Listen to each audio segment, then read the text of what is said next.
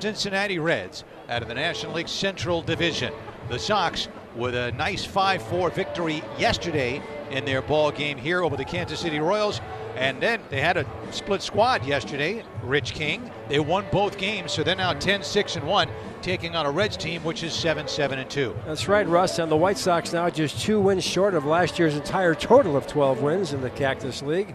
Going to see Dylan Cease today. It was outstanding in a game we saw over in Maryvale against the Brewers a few days ago. Cease on fire in that game. We'll tell you about that as the game progresses. But one of the big stories here, Russ, in camp has been Adam Engel. For years, of course, a great defensive outfielder, but in the last year or so, under a lot of pressure to improve his batting average and try different stances, finally last year, after a pretty good year with the bat, got sent down to AAA, and Frank Menachino, the AAA coach, straightened him out. So let's hear what Adam Engel had to say about his resurgence as a hitter. Right now, Adam Engel is hitting .370 here in camp. Here's Adam. Yeah, I felt like after the first month, I got sent down to AAA and had a chance to really work on some things. And I worked really well with Menachino down there, and just kind of, we kind of hit it off. And, I felt like, spending those 2 months down there, obviously you don't want to play in the minor leagues once you played in the big leagues, but I feel like that really helped me, grow as an offensive player. So, not the best way to have to learn, but I think that was important for my career, and I think I'm going to be able to carry what I learned on and keep working on it and continuing to grow. And Menachino's advice, very simple. Don't think too much. Just go up there, take your stance, hit the ball. And Adam's been doing that, jumping out a lot of first pitches here in the Cactus League. I mentioned hitting .370 overall, 8 for 17 with a double and a home run and 6 RBIs in his last 6 Cactus League games. So, Russ, if this guy can hit with his glove, that's one valuable player. No question about it. And he's one of those guys. And yesterday, the Kansas City team had the young shortstop here from Latin America who's got a tremendous glove. They don't know if he's going to hit.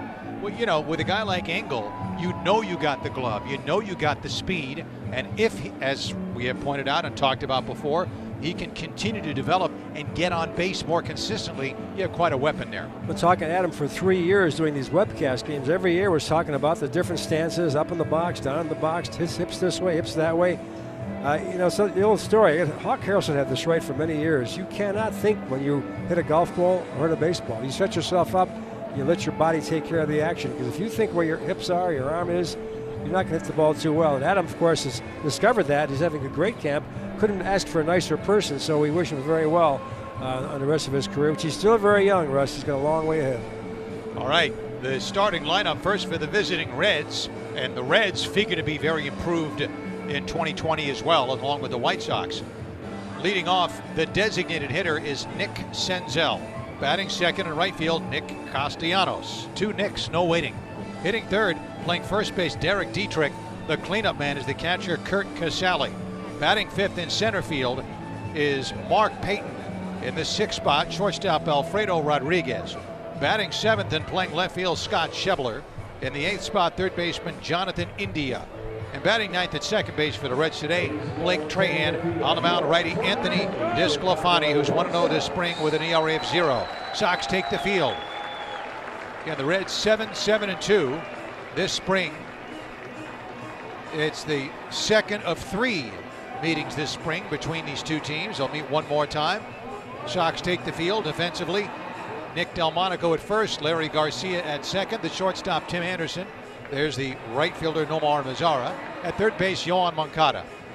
In left field, Eloy Jimenez. Out in center, Mr. Adam Engel, as we talked about. And in right is Nomar Mazara. James McCann starts off catching. There's Nicky Delmonico. And on the mound, the hard-throwing righty Dylan Cease. What about Mr. Cease, Rich? I'll tell you, Russ, a great game against Milwaukee a few days ago. We talked to Dylan, of course, about last year, 4-7. He got a good taste in the major leagues, and he told me he learned a whole lot. Here's Dylan Cease. Yeah, I mean, for me, the biggest adjustment felt mechanical, like the front side thing, but really just getting comfortable with like the whole process of everything, getting comfortable to travel, with being up there. Okay, that's Dylan Cease getting comfortable in the major leagues, Russ. He was certainly comfortable against Milwaukee. After that game, he struck out 5 guys, struck out the side at one point, and just had total command. In fact, he told us after the game he had the best fastball of his life in that game. We'll see what he clocks today, usually around 98 or 99 for the right-hander Dylan Cease. So should be a good one again, Russ. Look forward to a beautiful day here. A little rain in the forecast the rest of the week, but today, not nary a cloud in the sky here in Glendale. There's Dylan Cease for that golden right arm, and also scheduled to throw today at some point along the way. Steve Cishek, with whom we've spoken before in the spring. Jimmy Cordero, Kelvin Herrera, lefty Aaron Bummer, and righty Evan Marshall. And then tomorrow, Michael Kopech will start here against Texas, and Rich and I will have the action right here for you on that one tomorrow, weather permitting. Yes, supposed to rain the next 3 days, but we'll see. All right, there's Dylan. Here's Nick Senzel stepping in, and we're set to go. Beautiful day in Glendale, Arizona. Temperatures in the 70s. Fastball, swing and a miss, strike one. 96 miles an hour, so he doesn't mess around in the first pitch to Nick Senzel. Dylan Cease, as Rich pointed out, upper 90s heat. Breaking ball, off-speed pitch to go with it. Here's the strike one pitch. There's that big curveball. Right. That's a good old Uncle Charlie, as Dwight Gooden used to call it. That's a strike, and it's 0-2. Big break on that pitch. 2 strikes on Senzel. Toward the right field corner. Mazzara going back, looking up. He jumps up, and this one is gone.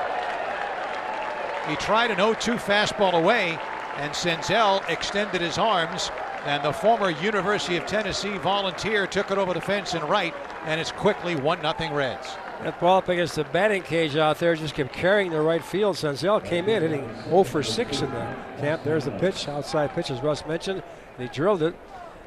So a home run. He got the home run against Milwaukee too, but aside from that, he was outstanding. Now Nick Castellanos. Oh, just like that, it's 1-0 Reds.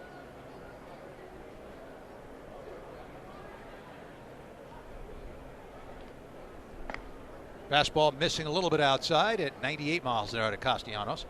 You know, it's funny, Russ. I did not think that ball would get out. I don't know how you felt about it, but it just kept drifting out there and wound up on over the wall against the batting cage.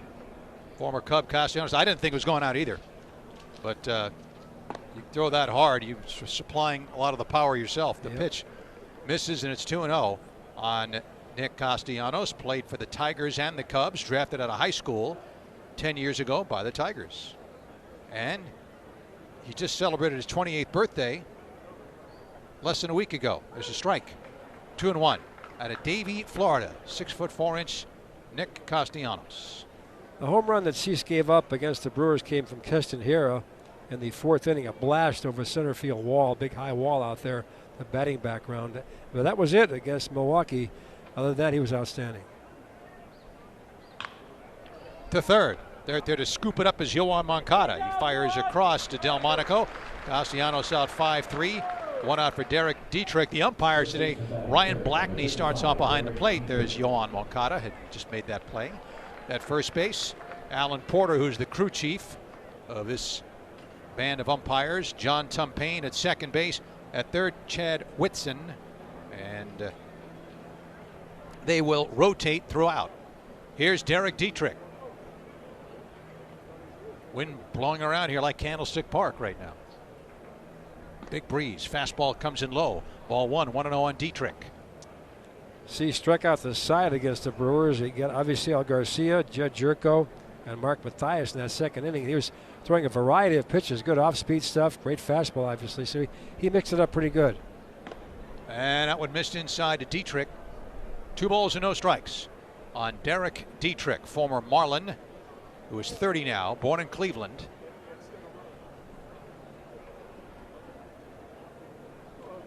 Played collegiately at Georgia Tech. Tried to check his swing, and apparently he did hold up. The pitch missed, so the count is 3-0 on Dietrich. So Cease with a home run and a ground out here to start this game as we are right in the middle of camp. Midway point. Here's the 3-0 from Cease. And he's swinging, and it's now 3-1. Dietrich's grandfather played in the big leagues, and Dietrich credits him, teaching him about the nuances of the game. And Dietrich has an interesting hobby. He's a juggler and performs at community events and hospitals for kids. Here's the 3-1, and he fouls that one back. 3 balls and 2 strikes with Curt Casale waiting on deck for the Reds. It's a nice gesture on his part. Absolutely. He's 3 for 18 so far in the Cactus League. Wind kicking up a little bit today, more so than we expected. Blowing a crosswind to right field. Dietrich in his second year with the Reds. Here's the 3-2. Nice. High heat. I don't know that that was a strike, but he chased it. That kind of pitch on a 3-2 is tough to lay off, but it's also tough to hit out of the hand of Dylan Cease. Yeah, up in the zone, he couldn't catch up to it. There it is on the replay. High strike, and that wasn't a strike actually, probably was a ball, but he swung at it and missed. First strikeout for Cease. 2 outs for the right-handed hitting Reds catcher Curt Casale.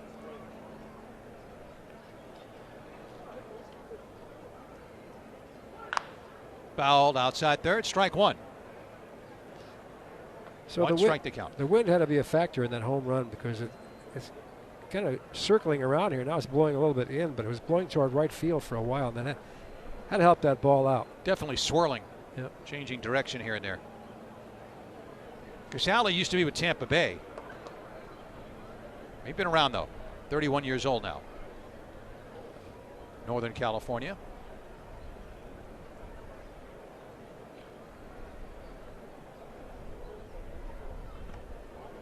Strike. 0-2.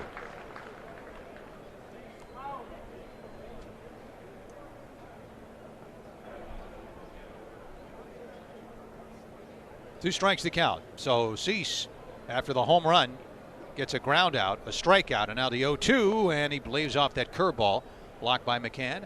And a count 1 ball and 2 strikes on Curt Casale. If you missed the box score on yesterday's game in Peoria against San Diego, Ronaldo Lopez outstanding. I think he went 4 to third, no runs. Good outing by Ronaldo. Good news from there. There's a nice breaking ball. Casale waves at it. Nice pitch by Cease. So Nick Senzel opens with a home run, and Cease recovers with a ground ball and a pair of strikeouts. Reds in the top of the first get a run on a hit. No errors and no one left. And at the end of half an inning, Reds won, and the Sox against Anthony. Speed pitches, great first inning. Despite the home run, again, a very impressive performance. Even just at that half inning, you can see the stuff is completely there. Yep. Anthony Disclafani, the former Marlin, going to face that man. Tim Anderson to begin, and Yoan Moncada on deck, hitting in the 2 slot, playing third, hitting third at first base, Nick Delmonico. The cleanup man, the DH today for the Sox, Yasmani Grandal. And there's a 2-hopper flagged at second base by Trahan, who throws out Anderson. So Tim having a good spring at his solid 2-hopper, and it's a 4-3 put out, 1 out for Yoan Moncada. It was a tough hop, wasn't it? He may stayed with it and got it. I thought it might get by him. Here's the replay. Good contact, yep. But he held in there and got it. Got the out at first base. Batter Yoan Moncada. Reds defense will run this down for you quickly. Derek Dietrich at first. Blake Trahan, who just made that play, is at second. Alfredo Rodriguez is at short. Jonathan India is at third. Scott Schebler in left. Mark Payton in center. Nick Castellanos in right. Curt Casale catching for Anthony Disclafani. It's ball 1 on Yoan Moncada. Having a good spring.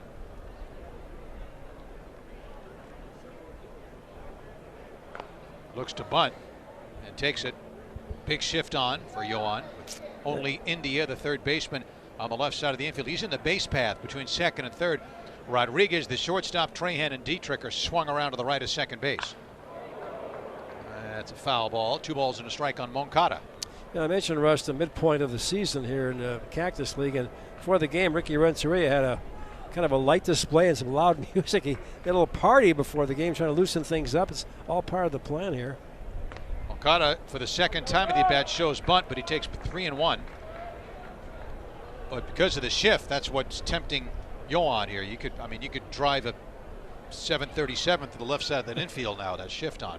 The pitch is a ground ball to the right side, and flagging it right there is Trahan. And from the lip of the outfield grass, he throws to Dietrich, and he's got 2 assists right now. Second baseman Blake Trahan, 2 down, and Nick Delmonico comes up. So the music was blaring and the lights were flashing on it. We got a glimpse of it. They opened the door for a while and we saw it, but Ricky was explaining that you got to keep things nice and loose, and it's a long camp, and the midway point things kind of drag just a little bit. and picking things up. But so far, it has been overall a great camp, both injury-wise, everybody's healthy relatively, and in terms of performance too. Delmonico takes ball 1. 1 ball and no strikes. And Russ, a sure sign that the season's on the corner, right around the corner. Roger Bossard took off today, but back for Chicago. We'll hear from Roger later on about preparations for opening day.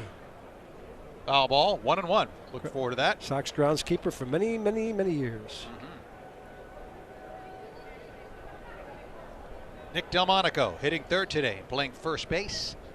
1 ball and 1 strike. Anthony DeSclafani played collegiately for the Florida Gators, drafted by Toronto. Moved around quite a bit. The first, that's gloved there by Dietrich. He'll go to the bag himself. So 3 ground balls. DeSclafani gets the Sox out in order. And at the end of 1 at Camelback Ranch. Reds 1, Sox nothing. Pretty good, but mild 26 giveaway for long sleeve t-shirts, a major success, and packed that place for the Sox and the Royals. Why not? Top of the second, 1-0 Reds. If you missed it, the game began when Reds DH and leadoff man Nick Senzel hit an 0-2 fastball from Dylan Cease, defense and right. And so Mark Payton comes up now, left-handed hitting outfielder. Up and away ball 1. Payton, originally in the Yankee organization, last year was with Oakland's AAA team, the Las Vegas Aviators, where he hit 30 home runs, proving that good things can come in small packages. He's not a big guy. Bounding ball to second, and right there, Larry Garcia. And there's 1 out on the 4-3 bounding ball. Mark's father, Dave Payton, played in the Cardinal organization years ago. Alfredo Rodriguez comes up now.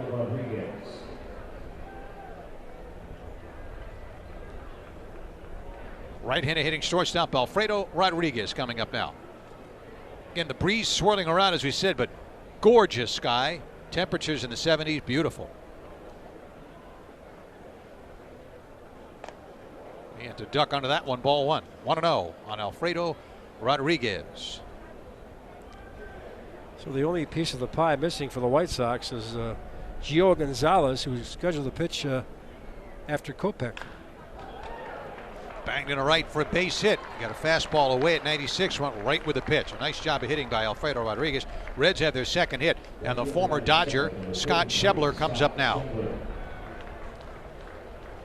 Gio Gonzalez nursing a little shoulder thing all spring, but he's been working hard in the bullpen sessions. It looks good. Told us that just his fastball needs to be notched up a bit. Aside from that, everything's working for Gio. Curve looks great. That's all encouraging. Here's Schebler, 29 years old. He's from Cedar Rapids. And the pitch is a strike, and the count is 0-1. You know, his curveball for us is amazing. I think the percentage is 11-1 ground ball, some enormous percentage. They beat that ball into the dirt. He said he learned that thing from his father outside his house in the yard. Oh, wow. He was a kid. Good stuff. Here's the look by Cease. That's fouled up, back and out of play. 2 strikes the count.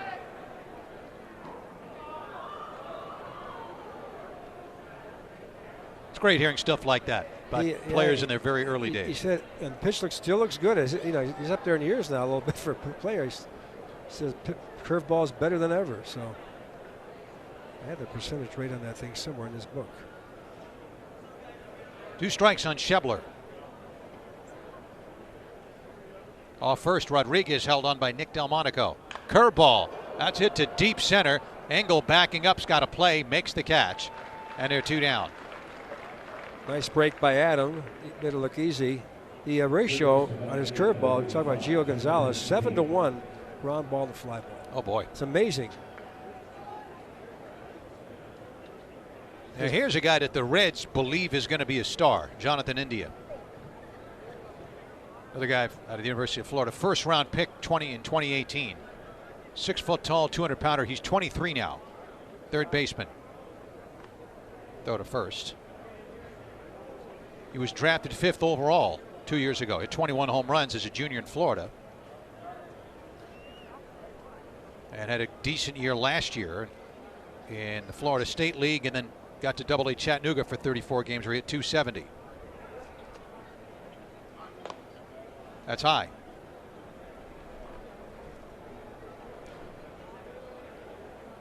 Dylan Cease striking out 11 in a game last year against Cleveland back in September. One among the leaders for a Sox rookie in terms of strikeouts per game. Good breaking ball. 1-1. India was a shortstop in college. And again, playing third now. They say he could play second if needed. They believe he's got a bright future. 2 outs. Alfredo Rodriguez at first. Cease pays him a visit. You know, we mentioned yesterday, Russ, Eloy Jimenez left the game in the 4th inning, and we went to see what was going on. Nothing was going on, but he did have a slight cold, and that's why they arrested him. Danny Mendick took over in left field.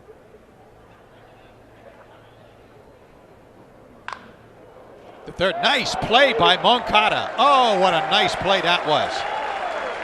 Brooks Moncada just took an extra base hit away from Jonathan India. Talk about great reaction. That ball was, there it is in the replay, just ripped. Moncada, the backhanded knees to his knees, makes the throw at second base. Great play by Yohan. No runs, 1 hit, and 1 left. And at the end of an inning and a half, Reds lead the Sox 1-0. Thank you, Rich. To you, the canopy of blue over this ballpark. 1-0 Reds, bottom of the second. And Anthony Disclafani back on the mound. He got 3 ground balls in succession. Yasmani Grandal, because of an injury, he's only been active just briefly, just 5 at bats, 1 for 5, but he rockets one to right center field, and that ball's in the gap, going to the wall. Over to grab it is Nick Castellanos, and steaming into second base with a hard stand-up double is Yasmani Grandal. And that's his second double. He's got the 1 hit, now 2 doubles. 1 hit coming in. Here's the blast, and he looks like he's getting ready to go after a slow start with the calf injury. You know, he's talking about running, just running, worried about running and not re-injuring that calf. But so far, so good. He's been cleared medically and looked nice and easy around the bases on that one. Hit that ball right on the screws. Here is Eloy Jimenez. Sox first hit. You know, I know we're biased. Obviously, we cover this team on a regular basis, but this lineup, I can't think of a better one in baseball. The White Sox offer here in 2020. Jimenez stands in.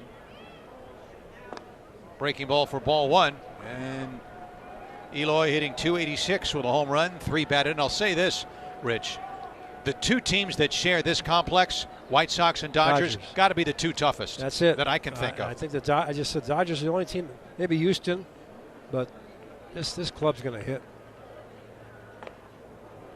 1-1 on Eloy Jimenez. And all that does is take a lot of pressure off the pitchers. Give up a home run or something, a couple of runs, you're not too worried because this club's going to come back, and they should murder some of these pitchers this year, these lower echelon teams. This is a powerful lineup.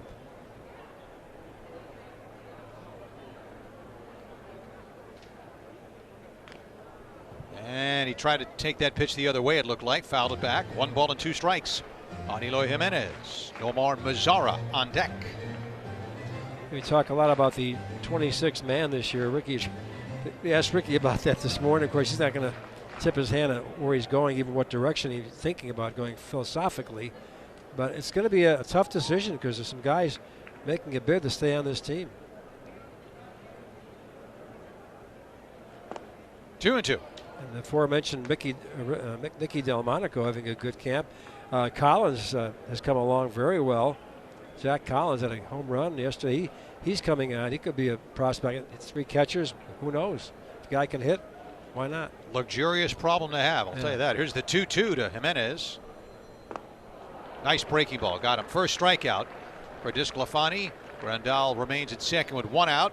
And the batter's Nomar Mazara. Disclafani's from Freehold, New Jersey. He'll be 30 next month. 6'1", 190. 9-9 last year. 3.89 ERA. 31 starts for the Cincinnati Reds. 166.2 innings pitched for Disclafani.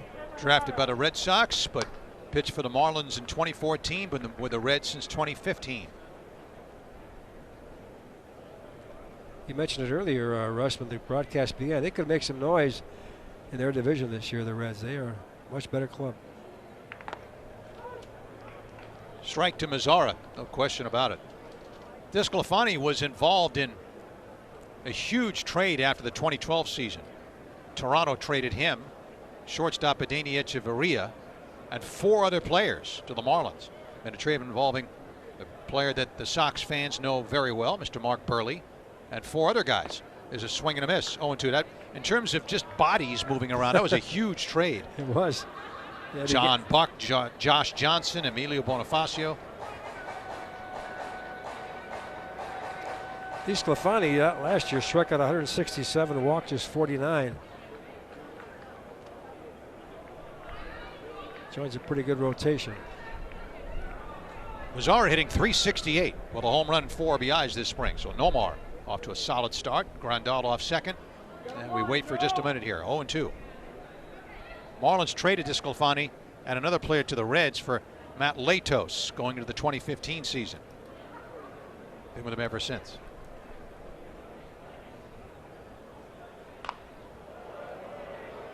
Oh, 0-2. Wish our best to Mazzara's former teammate in Texas, Willie Calhoun, who was just a terrible story. Got hit in the face with a fastball from Urias to the Dodgers yesterday. He'll be off for quite some time and be taken to the hospital. Hope he's okay in the long term. Absolutely. 2 strikes on Mazzara. 1-0 Reds. We're in the bottom of the second. Grandal, who opened the inning with a double, off second. He did a good job of laying off that pitch. 1-2. DeSclafani really has paid his dues in terms of injuries. He had elbow trouble in 2017 and missed basically 2 full years trying to come back.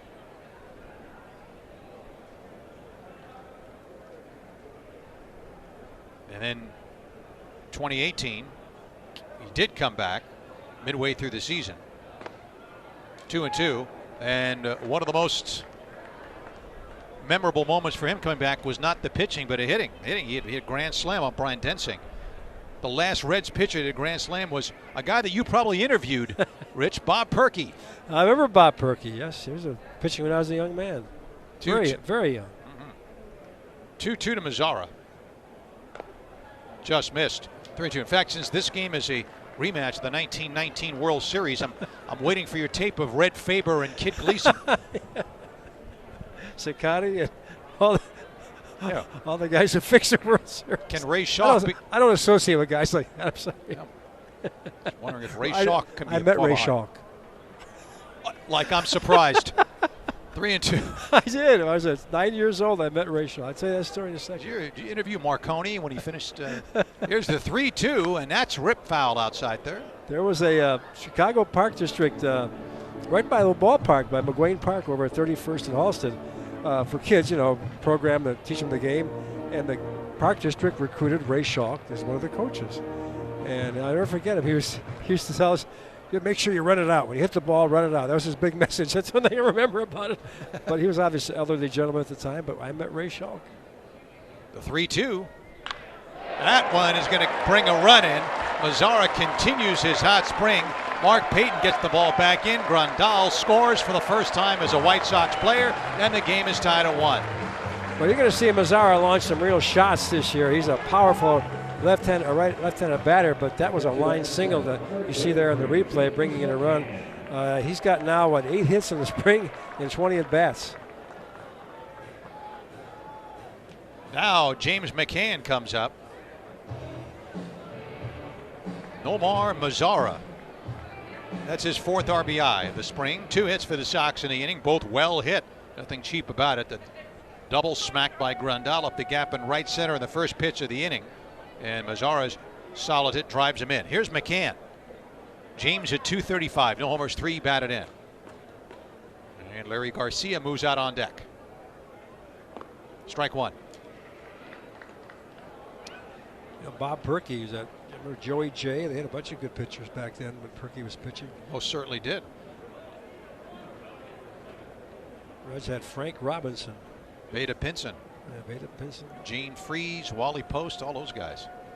Got him to the series in '61, but then they ran into the Yankees. Look out. There's the pitch.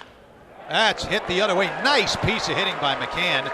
And Castellanos brings it back in. Mazzara to second base. An excellent piece of opposite field hitting by James McCann. Well, McCann did that last year. Some big hits. There's a replay on it. He went the other way. Got the ball right over the plate and drilled it to right field. Now the Sox have 2 on and only 1 out, 1 run in. He got that pitch middle in and just inside out of the ball between Dietrich and Trahan. Nicely done. 2 on, 1 out. And the batter, Leori Garcia. Garcia 2-11. No homers, 1 batted in. Switch hitter, of course, batting left-handed with Adam Engel, who's batting ninth, coming out on deck. DeSclafani breezed through the first with 3 groundouts. But 3 hits here, plus the 1 strikeout. And we'll see. Left center, Payton on the dead run, and he's got it. Good play by Payton. He spins and guns it back in. He saved at least 1 run there with a nice running catch in the alleyway. There's been some real shots in this inning off DeSclafani. That ball was a line drive for a while, looked like a gapper, but he got there and made the catch. Helps to be left-handed sometimes. Yep, it does. That ball was drilled. Adam Engel, who we talked about earlier, coming up now. Adam, very solid spring, as Rich was talking about earlier. In 11 games, hitting .370. He's homered twice. And he's got 11 RBIs to lead the Sox so far this spring. Strike 1. Well, Adam gives the White Sox, if his bat continues to perform, tremendous luxury with Mazara out there in right field. Adam can spell him a little bit, maybe against left-handers, that kind of thing.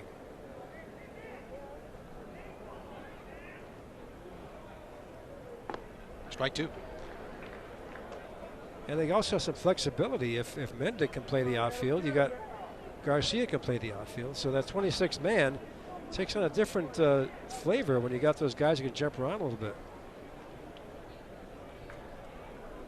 2 strikes on Adam Engel. See Mazar there off second. James McCann, the runner, at first. Got him.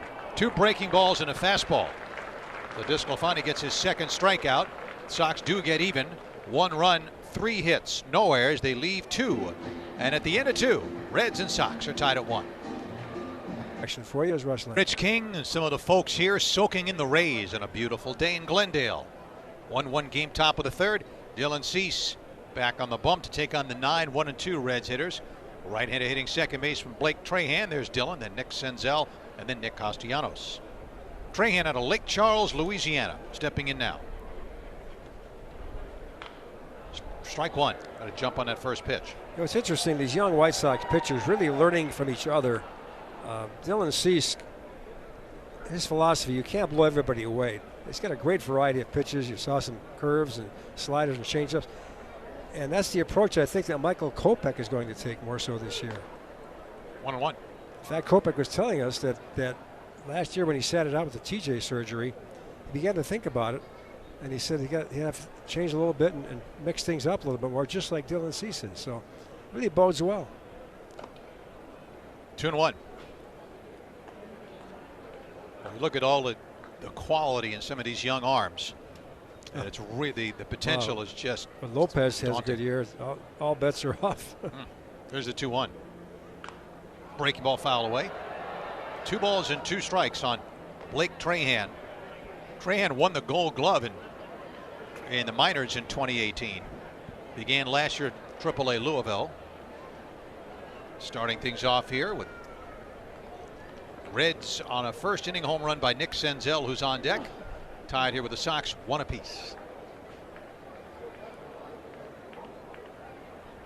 Laid off the breaking ball. 3-2. Yeah, the pitching is always, every team has pitching worries. You always worry about injuries, but the White Sox, that rotation, if Gio Gonzalez gets going, it's going to be a pretty tough rotation. Came back with a heater. Trahan able to fight it off at 97 miles an hour. 3-2. You put Giolito at the top of it. Yeah. With this guy Cease, he's got to be at the top of it right now. He's where he's throwing. And Lopez, it's young guys. Now to 3-2. Ooh. Pretty good at bat by Trahan. That pitch didn't miss by much on the 3-2. First walk on by Cease. and a man who began the game with a home run on an 0-2 pitch. Nick Senzel, leadoff man, coming up now. Well, Cisa struck out too. The home run, you got to give the guy credit for hitting the ball, obviously, but it was aided by the wind out there in right field and blew over the wall in the right field corner. Two teams on the rise, going head to head here. White Sox and the Reds.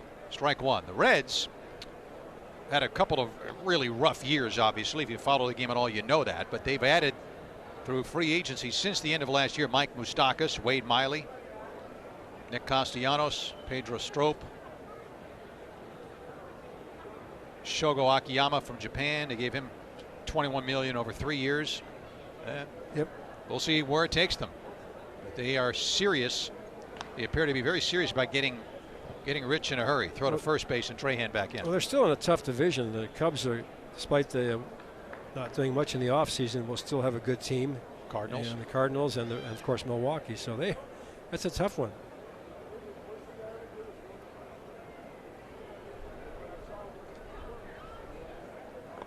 Another throw. Don't put much in the spring records, but Jose Quintana struggling a little bit, seeing his numbers. And Cubs had some hitting trouble. They lost late in the year. Remember us? They lost those one-run games to the Cardinals, like 4 or 5 in a row. Just killed them. Trahan's got a good lead over there.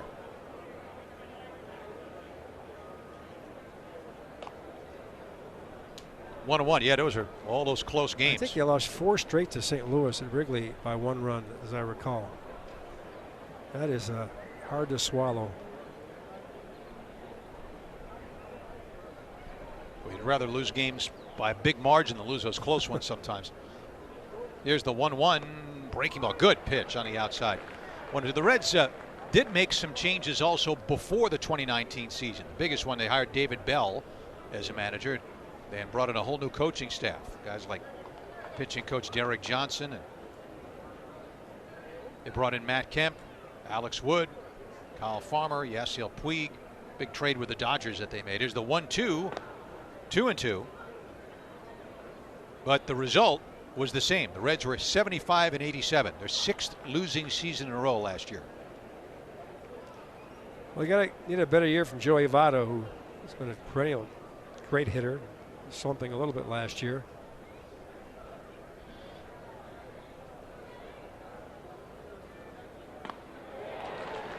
Senzel goes down on strikes. Now, he had a fastball for a home run off Cease last time, so on the 2-2 he went with a breaking ball at 82 miles an hour. Good pitch. And that is strikeout number 3 for Cease. 1 on, 1 out for Nick Castellanos. There it is. It's got to be devastating for a hitter, doesn't it? Oh, yeah. With that fastball, and see that kind of pitch, almost impossible to hit.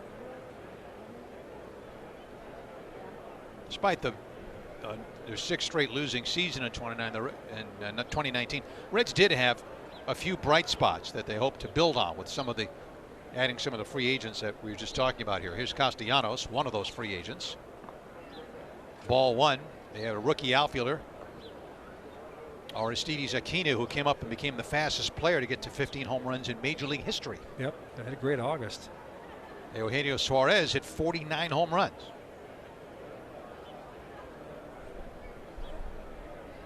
He's from Venezuela, and no Venezuelan had done that since Andres Galarraga, going way back. 1-0. Trahan leads off first. That pitch gets behind McCann, and down to second goes Trahan. We'll wait for a ruling on it. 2-0. I don't know if that'll be a pass ball. It didn't appear to hit the dirt. Maybe it did. Looked like a very catchable pitch from here, but 2-0 is the count.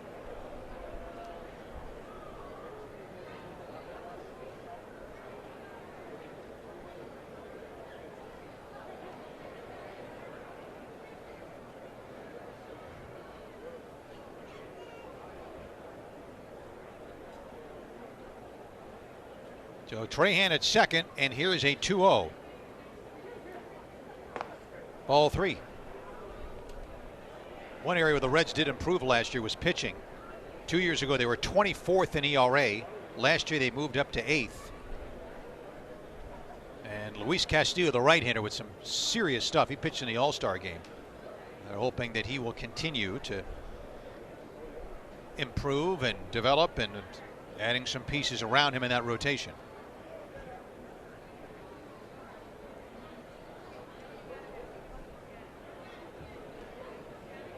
.30.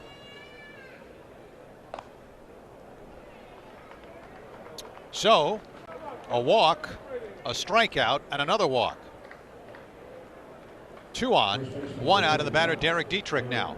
Conference on the hill, so after pitching against Milwaukee and calling it the best fastball location he ever had in his career, his fastball location a little bit off today for Dylan, and trying to find that range.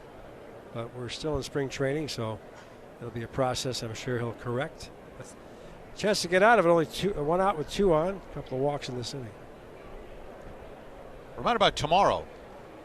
Will be our 3rd consecutive webcast right here. Rich and I will be describing the action again for you, and I hope you can join us for that one. Michael Kopech against the Texas Rangers. Hope the weather stays okay. It's supposed to rain next 3 days. A very rare occurrence here in Arizona, the Valley of the Sun.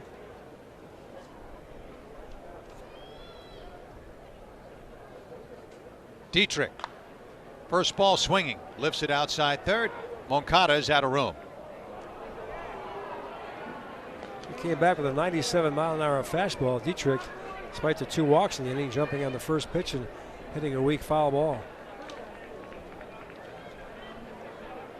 Dietrich struck out swinging his first time up.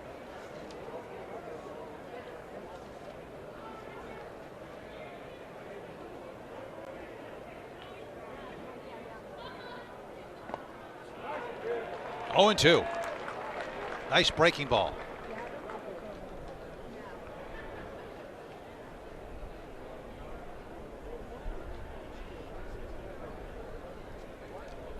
Oh, 2. Infield at double play depth with Castellanos off first, Trahan the runner at second. Cease with the 0-2. Ooh. Got him. That'll load him up. Try to come in on the 0-2, came in too far.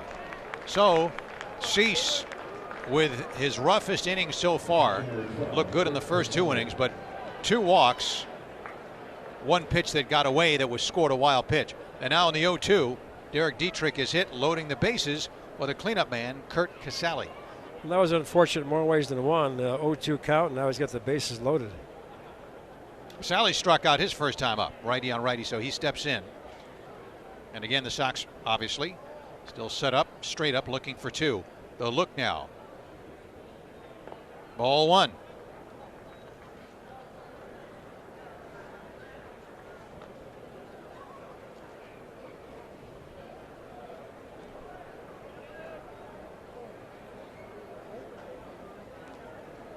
Kurt Casale now 2 for 14 after striking out in the first inning. Has 1 RBI here in the Cactus League, right-hand batter.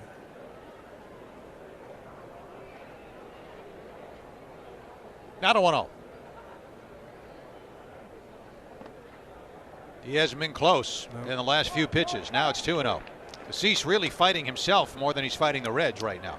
Yeah, it's the old story. You pitch a great game against Milwaukee and you wind up maybe feeling too strong. I don't know what it is, but his location has been way off, especially in this inning, obviously, with 3 walks.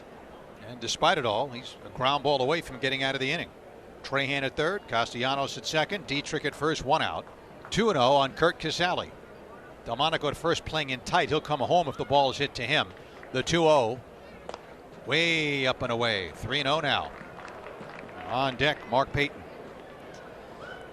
White Sox have a bunch of veteran relievers coming in. There's a first day team in there. Bummer, Cishek, Cordero, Herrera, and Marshall scheduled to pitch today.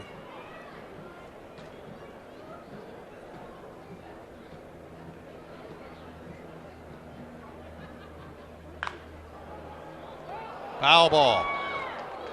No surprise that the cleanup man is green lighted 3-0, but pulled it foul, 3-1. It's too bad that ball wasn't fair, that they got at least 1 out, maybe.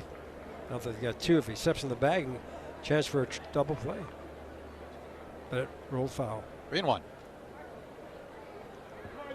See if Dylan can come back and get him. get out of this inning. Power not a problem for the Reds last year. They set a franchise single season record with 227 home runs. Here's the 3-1. Well, Cease having his problems here in the third. 3 walks and a hit batsman. Trahan comes in to score to give the Reds a 2-1 lead. Castellanos to third, Dietrich to second.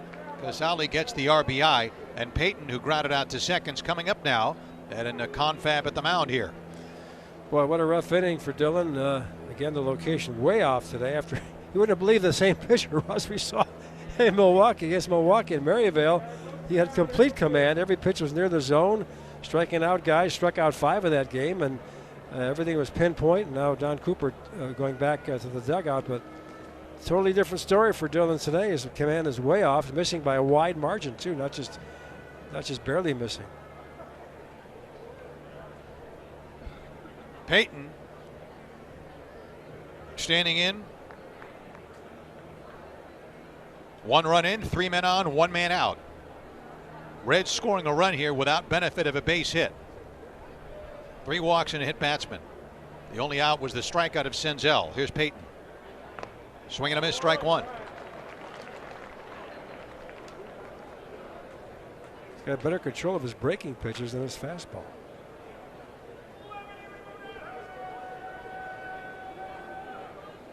Moncada in tight at third. Delmonico even with the bag at first. Anderson and Garcia up the middle at double play depth. Strike 2. Yeah, that's a case where sometimes a pitching coach goes out there and will say something like, "What's working for you now? Your breaking pitch. What's working for you now? What do you feel good about?" So he just threw 2 sliders and he has an 0-2 count. 2 in a row and got 84 miles an hour and got 2 strikes on the guy. 0-2.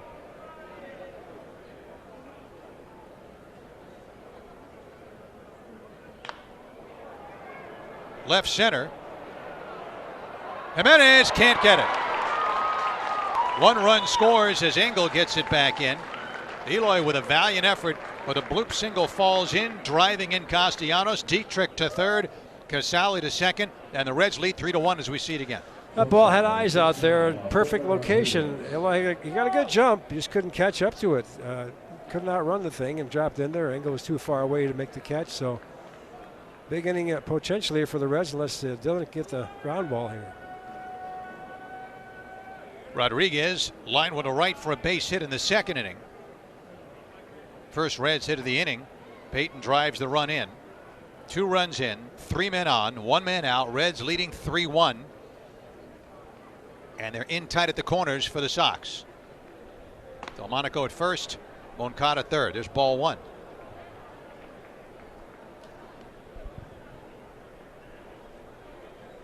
Sox busy in the bullpen.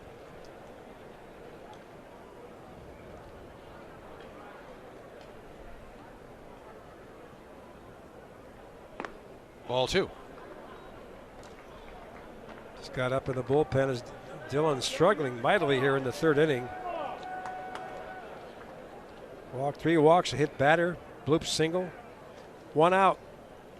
Bases juiced.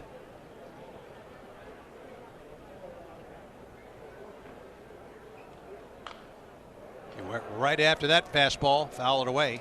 2 balls and a strike on Rodriguez. Scott Schebler waits his turn on deck.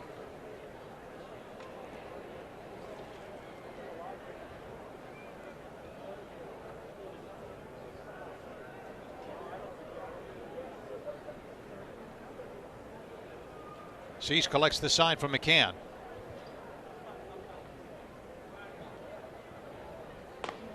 Three and 1.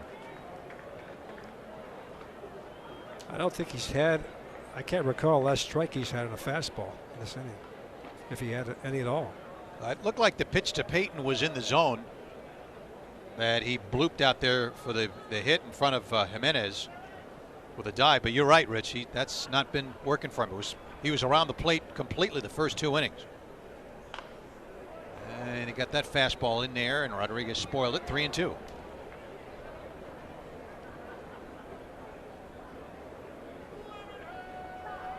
Dietrich, who was hit by a pitch on an 0-2, is at third. Casale, who walked to force in a run, is at second. Payton with the bloop RBI single at first. 1 out. Full count on Rodriguez.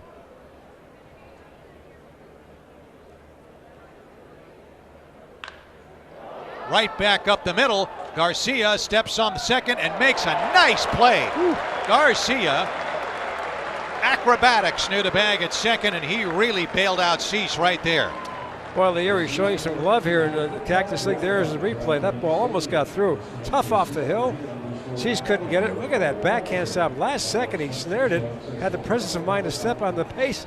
And thank goodness we're out of this mess. Terrific play by Garcia. And a guy who can play all over the place, and that's why he's in there. 2 runs score on 1 base hit. No errors, 2 left. And at the end of 2.5 to score. Reds 3, Sox 1. And Cease, 3-1 lead. Now here again is Russ. Well, you know, Rich, the way things have gone this spring, when the Sox fall behind, they have them right where they want them. That's right. A lot of come from behind wins. Bail this one out. Tim Anderson hit the ball sharply but grounded out to second in the first inning. Last year's batting title winner climbs in against New Jersey guy Anthony DeSclafani, spins that breaking ball in there for a strike.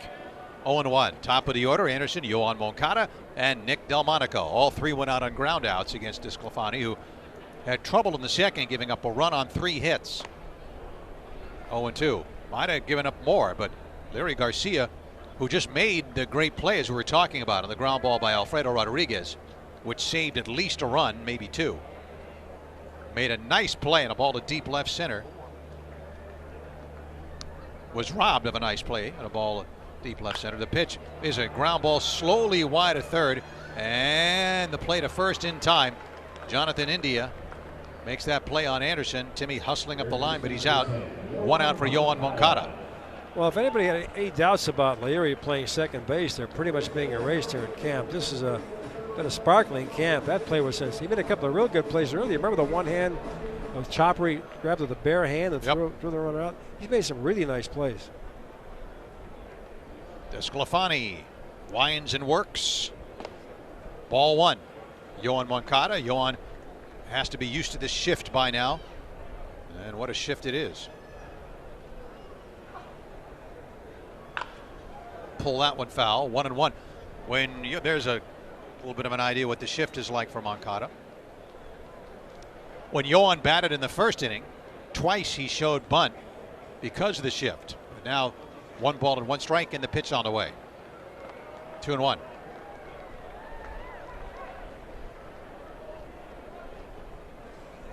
They are deep everywhere on the right side for Yohan Moncada. 3-1. Who signed that big contract a couple of days ago, $70 million. He's in the hands of the White Sox till 2025. 3-1. Ball 4. So DeSclafani issues his first walk. Moncada aboard for the first time. Nick Delmonico, who grounded out down the first baseline to first baseman Derek Dietrich, comes up now. Delmonico, a good spring, and I've mentioned many times he's bidding for a spot on the roster. Veteran now, outfielder. Well liked by his teammates, very popular in the clubhouse, and he's got a good bat.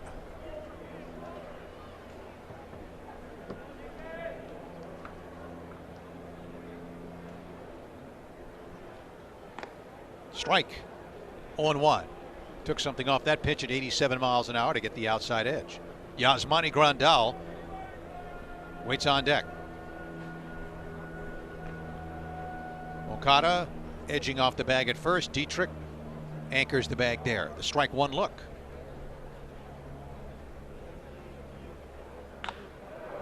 Ooh. Foul ball. There's a rocket. 0-2 on Nicky Delmonico. He's been on a lot of pitches like that the entire camp, and good solid contact. Delmonico now 27 years old. Was released last year and picked up again by the White Sox. Started 2019 in the minors. Torn labrum. Came back to sign with the White Sox and a shot here in spring training. Right. playing first, playing the outfield. That one nearly got away. 1-2. Good save there by catcher Kurt Casale. Ball and 2 strikes. You know, Russ, he was drafted by the Orioles in 2011, but he broke a commitment to go to the University of Georgia and sign with Baltimore for $1.5 million. So he did not attend college. But he had $1.5 million in his bank account. Throw to first, scrambling back in is Moncada. 1-2 on Delmonico, and with 2 strikes, they feel like they can put this shift on. So again, giant gap on the left side of the infield.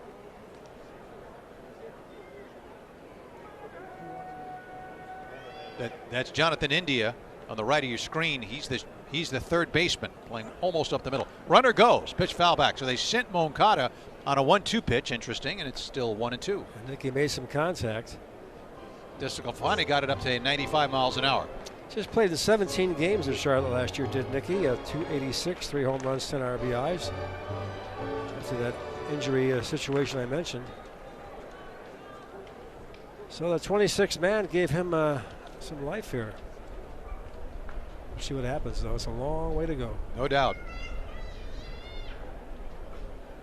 Moncada leads away. Does not go.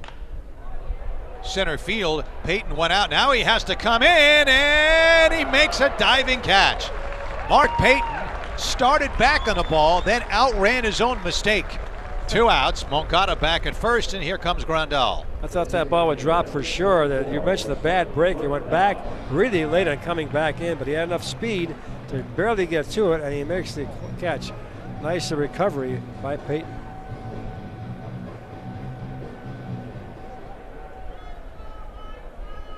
Delmonico robbed by Mark Payton. 2 outs. Moncada at first.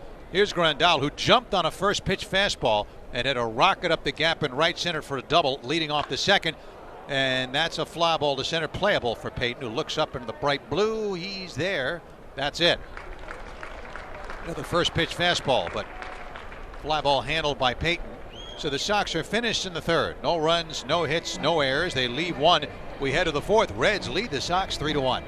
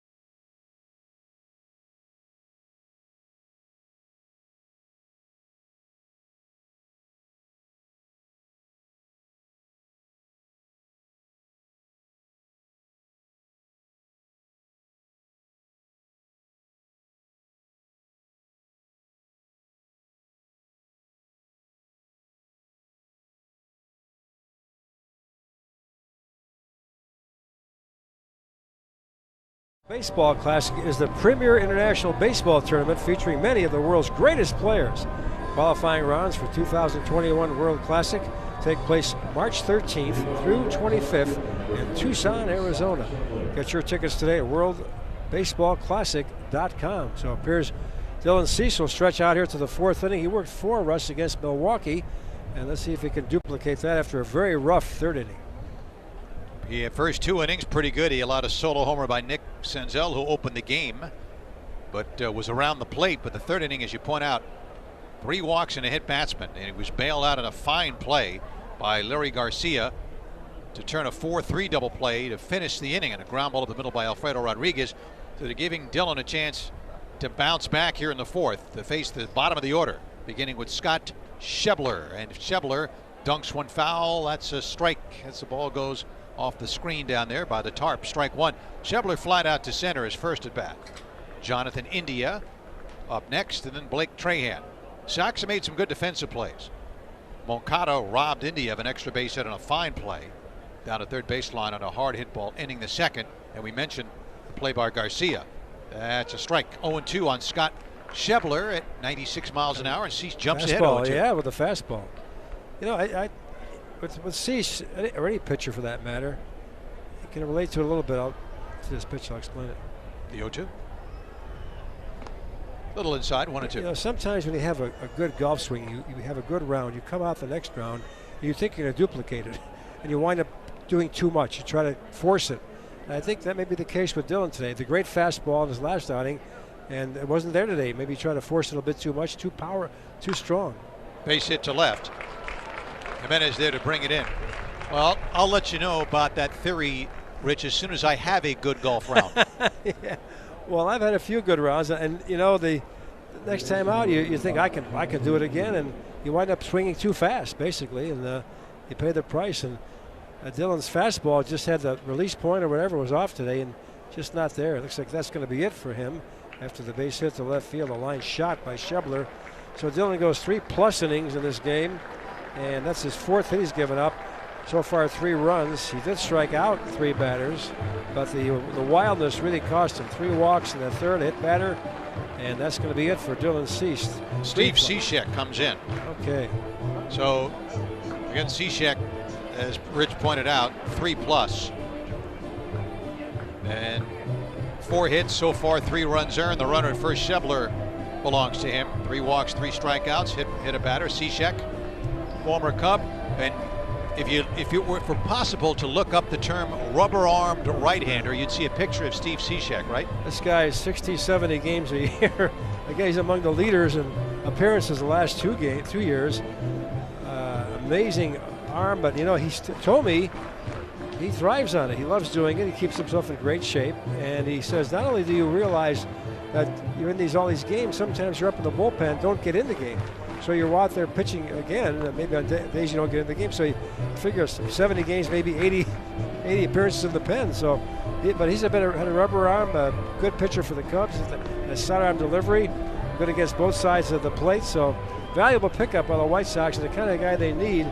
Their bullpen, you don't want to get carried away because you talk to people and the bullpen looks really solid. I mean, with Bummer in there and Marshall and Colomeo's had a tough spring, but that doesn't matter. It's going to be there. So, you pinch yourself sometimes. You don't want to put a jinx on anything, but this, on paper, let's say that, it looks pretty darn good. And Cishek is the kind of guy that every bullpen needs, because you need somebody who can, first of all, show a team a different look with that arm angle, and when he's got that sinker ball working, he's a ground ball machine. That's what he's looking for right now, with a runner at first and nobody out. And Jonathan India, who batted once against Cease, ripped one down the third baseline, and a nice backhand play by Moncada, who threw to second for the inning-ending force out. Reds up 3-1, top of the 4th. Cishek in relief of starter Dylan Cease.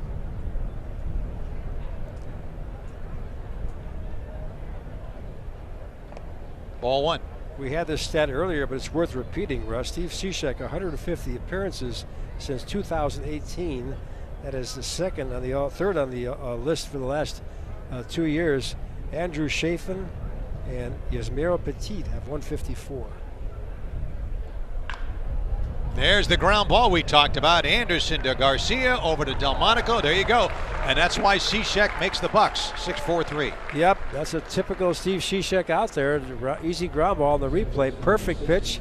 That ball just low in the zone and ripped it right at the shortstop, and that was it. Timmy made an easy play and easy twin killing for the White Sox. Blake Trahan, who began at third with a walk against Cease and eventually scored on the walk issued to Kurt Casale, steps up now. Cishek's still pretty young, 33 years old, got quite a few years left. Breaking ball missed, ball 1.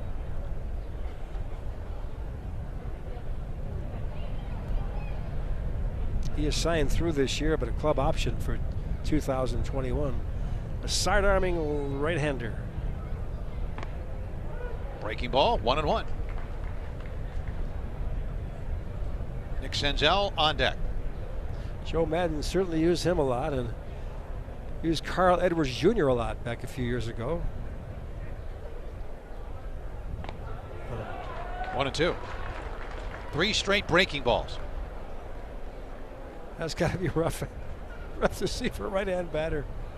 It's one thing if you're a veteran, but Trahan's had a lot of time at AAA. It doesn't figure that he's seen a lot of guys like this. Here's the 1-2 pitch on the way from Cishek, and he came back with a fastball that time. It missed at 90. 2-2. But you know, when he throws 190, it must look like upper 90s. Yep. With that breaking ball and that sinker. 2-2.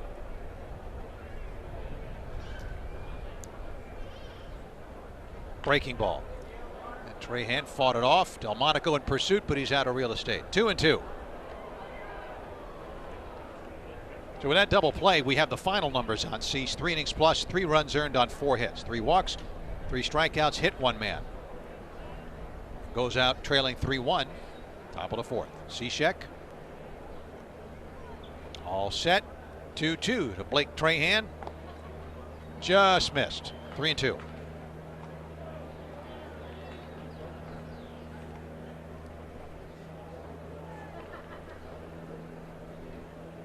Wind swirling around the whole afternoon to this point. Crazy, isn't it? Yeah, now it's blowing in. All different directions. Here's the 3-2. Strike 3 call. Trahan really upset with that call. It was close to where the 2-2 pitch was, but strike 3 it is, and the inning is over. For the Reds in the 4th, no runs, 1 hit. No errors and no one left. Cishek gets the job done. Bottom of the 4th inning coming up. Reds lead the Sox 3-1. And Russ Langer, these 3 Sox won, bottom to 4th. Thank you, Rich King. A look at Camelback Ranch in Glendale. Bottom of the 4th, and here comes Eloy Jimenez facing Anthony Disclafani. The Red starter still in there into the 4th inning. And there's a strike on 1. Eloy struck out swinging in the 2nd. One of 2 strikeout victims so far from Disclafani, who has walked 1. Sox got the run in the 2nd. Yasmani Grandal, only his 6th at bat of the spring. He's been slowed by injury, but ready to go. Doubled and scored on the single by Nomar Mazara, who himself is having a great spring. Jimenez takes that pitch for a strike, and Eloy down 0-2 in the count now with Mazara on deck, and then James McCann in the Sox 4th inning. It's the guy from New Jersey, Anthony Disclafani, 0-2. That one ends up by the first base dugout, 1-2. Yeah, I can feel the climate changing here a little bit. It's getting cooler, and Russ mentioned earlier that wind has been all over the place today. It's blowing out, blowing across. Rain in the forecast for tomorrow. They're really shifting around to the right for Eloy. Big chopper. Grabbed by Rodriguez, who throws him out. That is a 6-3 put out. And with 1 out, Nomar Mazara, who had a solid single to center, driving Grandal in for the Sox run in the 2nd, comes up now. Nomar hitting well over 370 now with that RBI single. James McCann out on deck. That weighted bat, hitting loose windmill style. As Mazara climbs in. 4 hits so far for the Reds, 3 for the Sox. The high sky got to Mazara in the outfield a few days ago in Scottsdale, strike 1 called, as the ball was blown by him, and the ball brought down the line that blew. Could have made the catch, but this high sky here in Arizona may be a factor, and also the wind today especially. 0-1. Ball 1. But as you mentioned, there's nothing wrong with the bat. He is smoking hot this spring. A lot of very solid contact. Base is clear, 1 gone. Sclafani's 1-1 up and away that time. 2 balls and a strike on Nomar Mazara. 380 up the alleyways here at Camelback Ranch. Dead center goes 410 with a big emerald green batter's eye. The 2-1 on the way. 2-2. Sox had a couple of guys running and 2 guys on, and 1 out in the 2nd. Mazara, Russ mentioned the base hit, then Garcia flied out, and Engel struck out to end the inning. Key there was a nice play by Payton, Mark Payton, the Red center fielder in the alleyway, robbing Garcia of an extra base hit and at least 1 RBI, and that one is low. They check on the check swing, 3-2, so good at bat so far. put together by Nomar Mazara.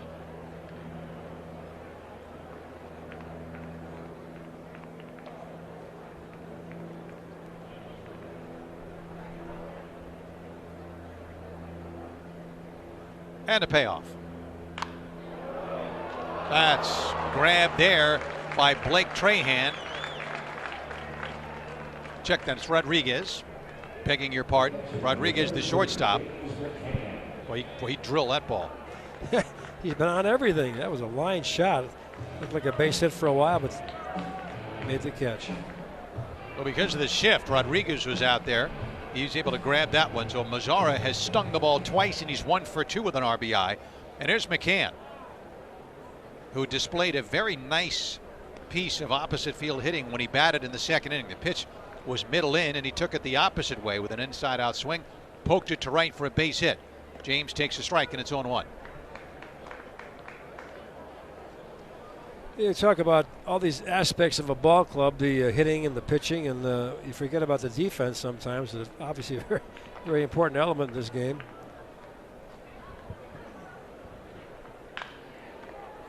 Ground ball to second. Right there's Trahan. He makes the play. So Desclafani works a 1-2-3 inning with the help of his shortstop Rodriguez on a line drive that was hit by Nomar Mazara. We've completed 4 innings now. Reds 3 and the Sox 1. By Steve White Sox, Russ, it's the solid left-hander Aaron Bummer. Well, Aaron Bummer, we've talked a lot, Rich, during these webcasts this spring about various White Sox who stepped up last year, like Tim Anderson, Yohan Moncada, the list goes on. Bummer is right in there because in 2018, he had a 4.26 ERA in 37 games. Last year, he cut that in half, a 2.13 ERA in 67 in the third innings. And Bummer, who's from right around this area, went to high school down the road from here in Peoria, Arizona, delivers. Ball one to Nick Senzel. Bummer had drafted by the Yankees, didn't sign. The White Sox did sign him later on. And just a good story of a guy who has just improved every year. It's been great for me to be here and see this progression for 3 years, and every year in the locker room before the camp really opens. Strike one. The game started, and you know, here's a guy. It was a mental thing. He knew he had the stuff. He just had to hone his skills mentally and make sure he had the confidence to get hitters out. It's simple as that. And he finally figured that out last year. After spring training, he told me, had an oblique issue and came back and had a strong year. To right center, Engels got it. One out, Engel tracking that one. And the batter, Nick Castellanos. Bummer's the third Sox pitcher. Cease went 3+, allowed the 3 runs. Steve Cishek goes an inning and gets his strikeout, nothing else. He only faced 2 hitters, got a double play ground ball, and struck out Blake Trahan to finish the inning. Castellanos has grounded out against Cease and walked and scored in the third against Cease. And Bummer going head-to-head now with Nick Castellanos. Castellanos was out there for a long time as a free agent before the Reds signed him. Strike one. He's got a great bat. You know, last year, Russ, some of the numbers Bummer put up, tied for 4th in baseball in first batter efficiency. Hitters hit 115, first batters against him. So he comes in there and gets the outs immediately. Critical for a reliever. Here's the 0-1. Boy, that's a sharp breaking ball with good bite. Castellanos chomping on the gum. That's a tough pitch right there, 0-2. And he was tied for 6th in holds, 27. 7th in ERA, 2.13. Tied for 9th in opposing average, batting average, 184. What a year for Aaron Bummer. 1-2. Aaron works real fast, doesn't mess around out there, and comes right at you. 97 miles an hour. That's pretty firm for anybody, especially a lefty. Here's the 1-2 now. Bummer uncoils, and here it comes. 97 again, but below the knees. 2-2. Kind of a similar story with Jace Fry. They both were searching for their mental approach to the game and got it and have the confidence. You hear a lot of these young kids say they have to feel like they belong in the big leagues, and that's just all mental.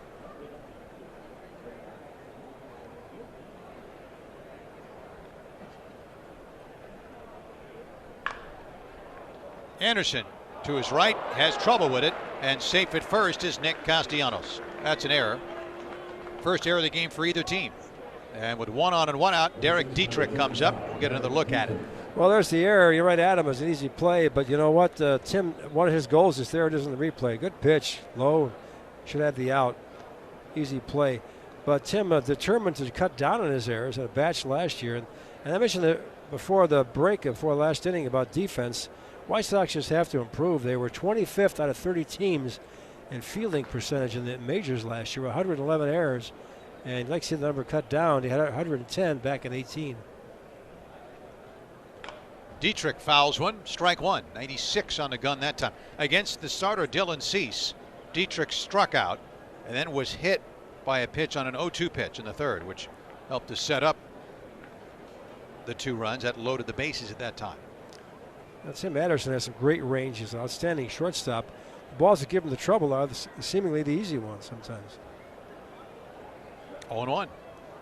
Castellanos at first, held on by Nick Delmonico. Bummer a glance there, and there's a good 91-mile-an-hour pitch with a nice wrinkle in it, and Dietrich waved at it. Strike 2. Defense so important that pointed up by that earlier play at second base by Leury Garcia. If that ball gets through and a couple of runs score, you're talking a blowout. There he goes. Foul away. They sent him on the 0-2 pitch. And Dietrich got what looked like a slider. Came in at 89 and fouled it back. 0-2. And back to first goes Nick Castellanos.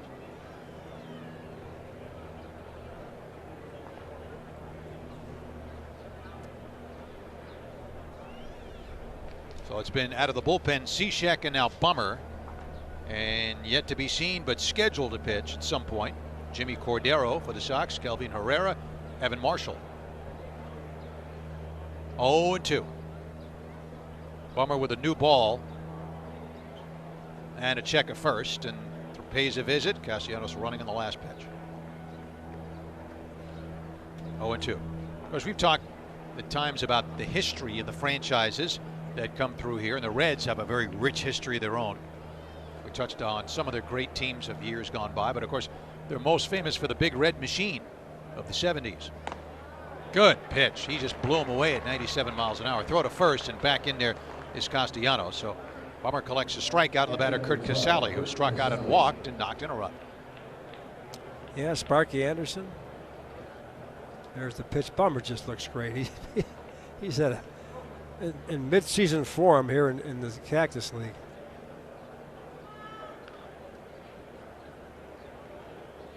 So again, Casale 0 for 1 with a walk and a run batted in. Strike 1. Good pitch. 95, right in there. This is Bummer's third appearance. Zeros.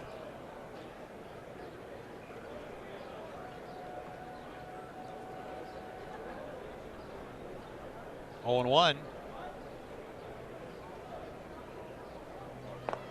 1-1, and the Reds later on had some very good teams. Late 80s, early 90s. They upset Oakland in the 1990 series, and one guy who pitched for them and also pitched for the Giants and the Phillies, and he's in the Reds broadcasting booth off to our right, Mr. Jeff Brantley, former reliever. Had a chance to chat with Jeff earlier. 1 ball and 1 strike to count. 2-1.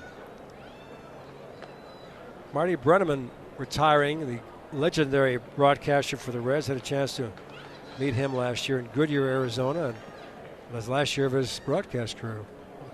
In the Hall of Fame, and for all the right reasons. One of my favorite guys. Oh, great gentleman. Listened to him many, many years. Terrific guy. Here's the 2-1. 3-1. This one belongs to the Reds. Right? That's his signature call. Absolutely. Reds have had quite a slew of broadcasters in their history, including Wade Hoyt. Used to tell Yankee stories during rain delays. There's a strike, 3-2. The Reds would let Wade Hoyt just go on rain delays, and in Cincinnati you had your share of rain delays.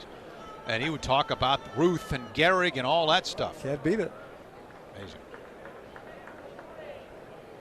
Castellanos will be off and moving on a 3-2 pitch with 2 outs.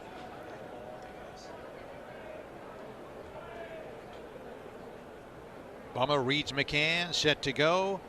Castellanos goes, and that's a ground ball wide at third. Moncada momentarily juggles, but recovers and throws him out, and that's the inning.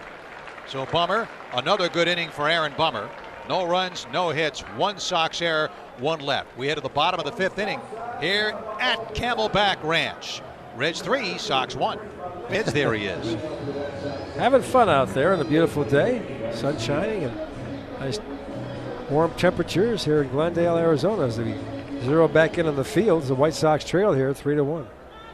Reds go with their first reliever of the day, right-hander Raisel Iglesias, who's from Cuba.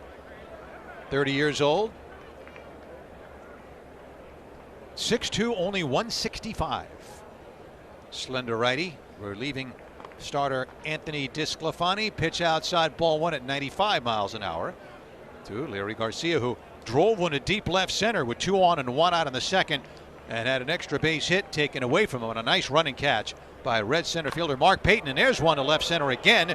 Schebler's closer to this one. He's able to flag it down. So Larry's hit 2 balls hard toward that gap, and that time Schebler gloved it. Nice break by Schebler. He caught up to it easily there on the warning track.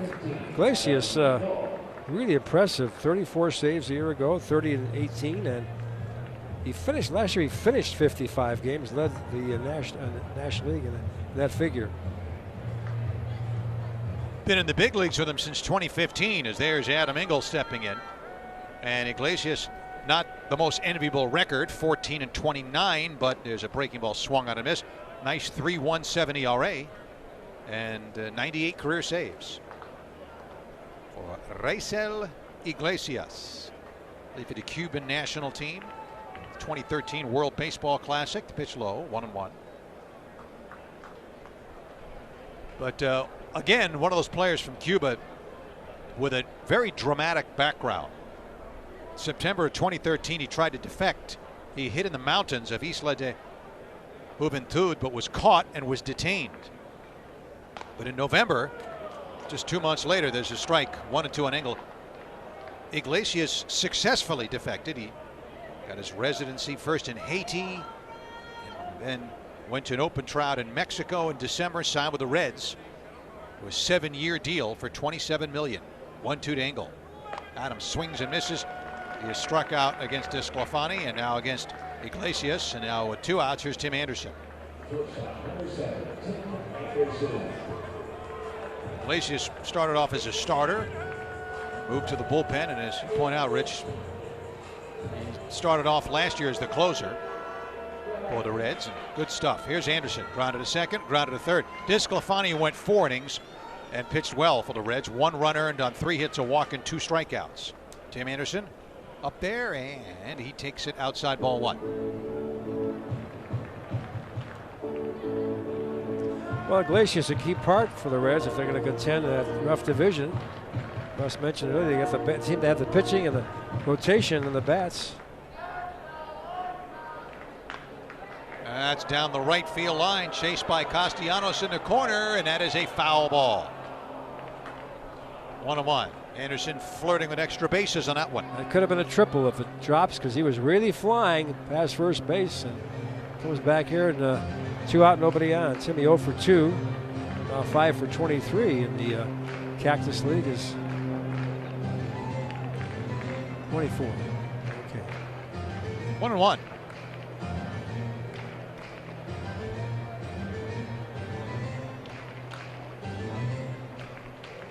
Sox bunched up all 3 of their hits in the second inning when they got their run. Only had 1 base runner since, but DeSclafani, the numbers are good, but the Reds also have played very good defense so far the first half of this game. And that ground ball hit to third, backhanded by India. He cranks it up and throws out Anderson. So Timmy 0 for 3 with 3 ground balls, and Iglesias an economy of pitches in the 5th inning. And the Sox go quietly. We head to the 6th, and the score: Cincinnati 3, the Sox. Russ Langer here at Camelback Ranch in Glendale, Arizona. Sox, and another look at Southpaw. He's having a great day out there. Enjoying the sunshine, getting a suntan. And a triple espresso worth of energy. He's in constant motion. Aaron Bummer worked a hitless 5th inning with a strikeout tossed in. and they're going to allow him to at least start this inning with Mark Payton leading off. Sox have a new shortstop. Danny Mendick goes in. So Tim Anderson done for the day. Mendick in at short. That's the only change, I believe. Strike one to Payton. Payton grounded out, hit a pop fly single that fell in front of a diving Eloy Jimenez in left center field to drive in a run. Payton has made at least one very good play playing center field today for the Reds. 1-1. Okada in tight at third. So hope you're looking over the White Sox schedule. Lots of good dates since April. Hope the weather hangs in there like it has been in Chicago. Opening day right around the corner. 2-1. Coming up in about 7th inning or so, we're going to hear from Roger Bossard, who back in Chicago now. I interviewed him yesterday before he left and talking about his preparations for opening day and some of his memories of bygone days. Plenty of them. In Chicago. Here's the 2-1. Strike. 2-2. Payton didn't think so. 2-2. Known Roger for a long, long time, and his dad too, Gene. In fact, I faced Roger Bossard in a pickup game in Sarasota, Florida. He was a pitcher. Here's the 2-2 on the way. 3-2. I'm not kidding, Russ. Hit a line drive, almost took his head off. First pitch he threw me. Funny. Roger says it was a broken bat blooper that he should have had. No, that was 30 years ago. That's how it started out, Russ. It started out as a blooper. Now it's a line drive.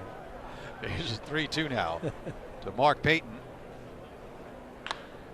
Off the glove of Bummer, and right there is Mendick, and they get him. That's a 1-6-3 the hard way, but they got it. The deflected ground ball, 1 out for Alfredo Rodriguez. And here comes Rick Renteria. He's going to make a change. Yep, they got the out, and that's going to be it for Aaron, who again was sparkling. 1 1/3, 1 strikeout. Got an error behind him, but he overcame that with ease. Yeah, he's at a scoreless spring training and a hitless spring training going for the veteran left-hander, getting the fist pumps out there. You know, Major League Baseball has indicated to the players with this coronavirus to be extra cautious. They've emphasized the obvious things, wash your hands, but a lot of guys now doing fist pumps instead of handshakes. And you see a new pitcher coming in for the White Sox. I believe that. I'm sorry, go ahead. Go ahead, Russ. Looks like Jimmy Cordero. Muscle man Cordero. This guy's built like a, you see him coming in. Must lift weights on a daily basis. Big, strong, hard-throwing right-hander. In fact, very tough to face. Blazing fastball. Sox acquired him last year. It's been a great pickup. Very impressive. Jimmy Cordero. There he is. A little chat right there with James McCann. Get their signal straight. So it's been Dylan Cease, Steve Cishek, Bummer, as Rich pointed out, an inning and a third, nothing across, 1 strikeout, that's all. And now Cordero. He was acquired off waivers from Seattle back in June of 2019.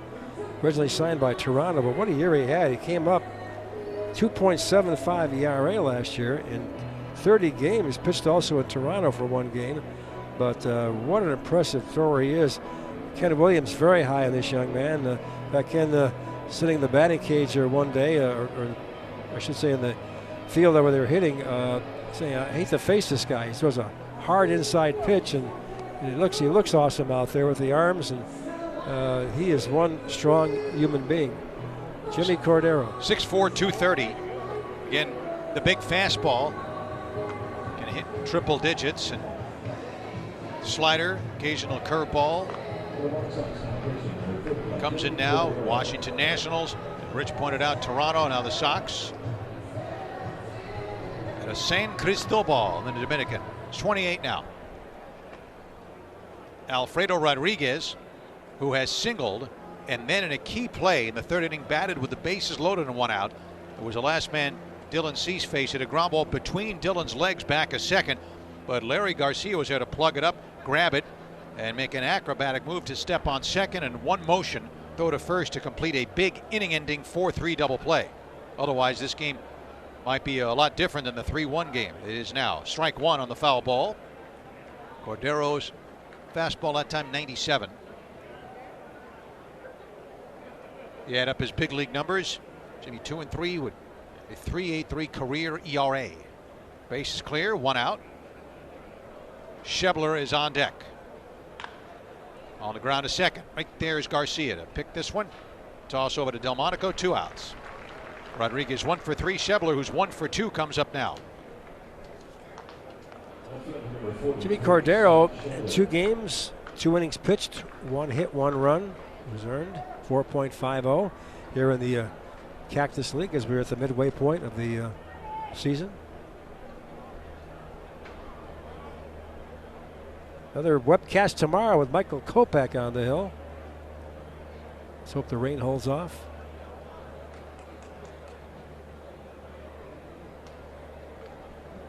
Hopefully so. Here's Schebler.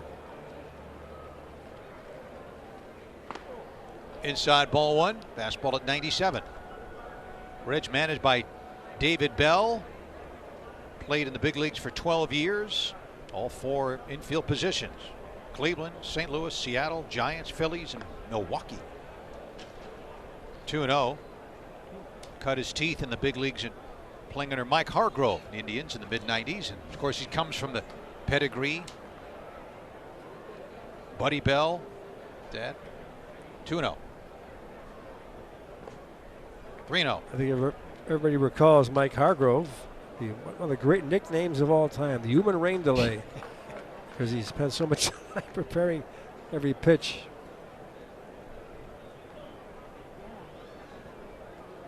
Got it. When he and Don Stanhouse would face each other, look out. You could do your taxes waiting for that at bat. There's ball 4 to Schebler, and Jonathan India comes up. And again, Bell, he's the grandson of Gus Bell, the son of Buddy Bell, the brother of Mike Bell. So, and by the way, for you trivia buffs, David and Buddy are the 5th father-son pair to serve as big league managers. Connie and Earl Mack, George and Dick Sisler, Bob and Joel Skinner, and Bob and Aaron Boone. There you go. Strike 1. Jonathan India wrap one hard down the third baseline, and Yohan Moncada made an excellent play to grab it, throw to second for an inning-ending force out with Cease pitching in the second.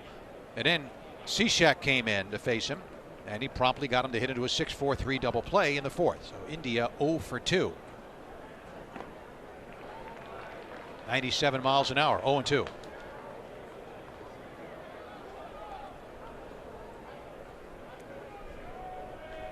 Last year, Cordero struck out 31 hitters and 36 innings pitched for the White Sox. 2-strike advantage on the youngster Jonathan India. Bounding ball to Mendick. Danny's got it. Shovels to Garcia, and that's it. Oh, Cordero comes in. Gets a couple of ground balls sandwiched around the walk. In the Reds 6, no runs, no hits, no errors. 1 left. We go to the bottom of the 6th. Reds 3, Sox 1. Glendale, Arizona. The Sox are in business now. They trail the Reds 3-1 here at Camelback Ranch. All kinds of changes for the Reds. We'll get them across to you as best we can. The new pitcher is left-hander Amir Garrett, who becomes the 3rd Reds pitcher. There's some of the patrons here today. Gorgeous day. There's Garrett.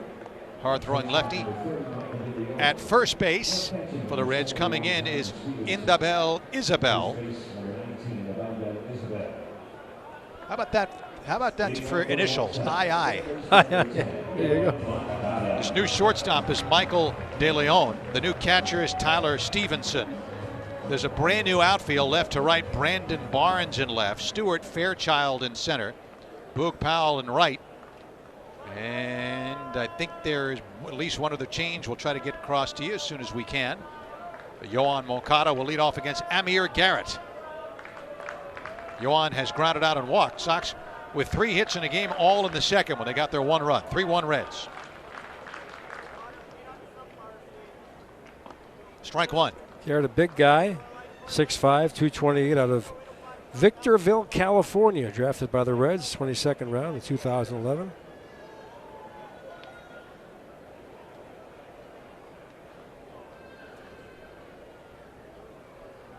Victorville, Southern California, about halfway between Las Vegas and Palm Desert. That swing and a miss, and it's 0-2 now. He was 5-3 last year in 69 games, 3.21 ERA. Third year with the Reds, came up in 2017. Big left-hander looks in.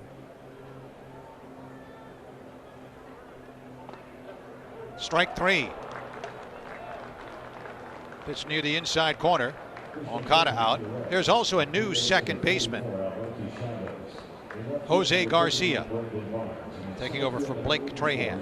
Jose Garcia. So a brand new infield and a brand new outfield.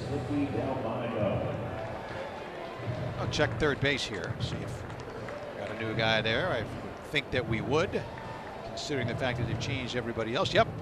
Alberti Chavez is the new third baseman, where Jonathan India had been. Alberti, A-L-B-E-R-T-I, Chavez, the new Reds third baseman here in the bottom of the 6th. Here's Delmonico. Nicky takes a strike, 0-1. Monaco grounded to first and flat out to shallow center, and a fine diving catch by Mark Payton, who initially broke back, then raced in and robbed Delmonico of a base hit.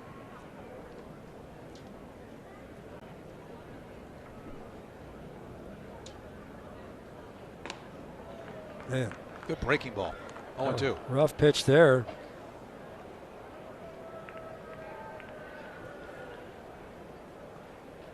Nearing 3 o'clock here in Glendale. For a 2-hour difference now in Chicago with the daylight savings time going into effect.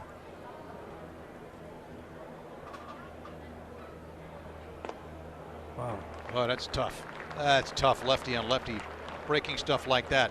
So Garrett comes in, strikes out Moncada looking, Delmonico swinging, and Yasmani Grandal, who has swung at the first pitch twice against the starter Disclafani, doubling and scoring in the second. Here's this breaking pitch again. That's impossible.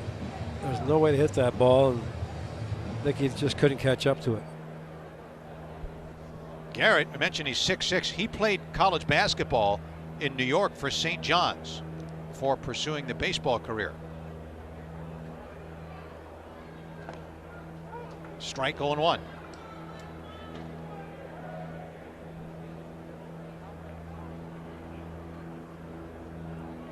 Another guy from St. John's years ago played basketball, went on to a baseball career. Terry Bross, big tall right-hander. Here's the strike 1. Well hit to center. Fairchild going way back, looking up, and this one is history. Yasmani Grandal crashes one out to cut the Reds' lead to 3-2 in the bottom of the 6th inning.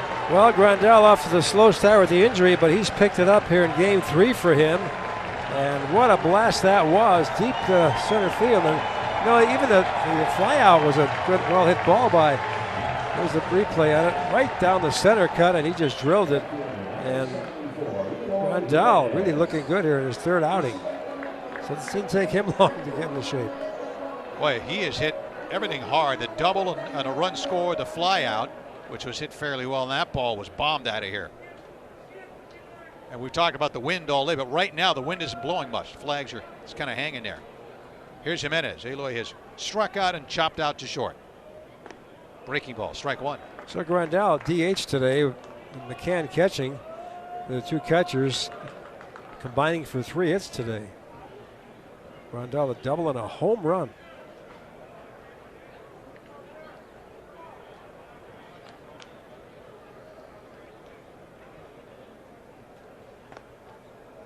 Outside 1-1. Grandal 141 big league home runs in his career. Padres, Dodgers, Brewers, and now with the Sox. 1-1.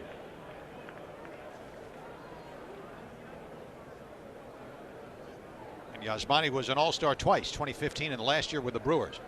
The 1-1 to Jimenez. Another good breaking ball. 1-2.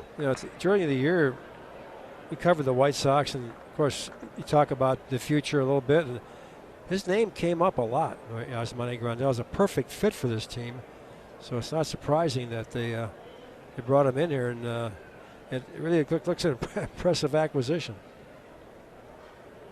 This will be a 1-2. 2-2. Important to have that veteran presence. Grandal's certainly been around the block and postseason experience. He's already helped with the experience, and also the Dallas Keuchel has helped a lot. Talking to the young guys.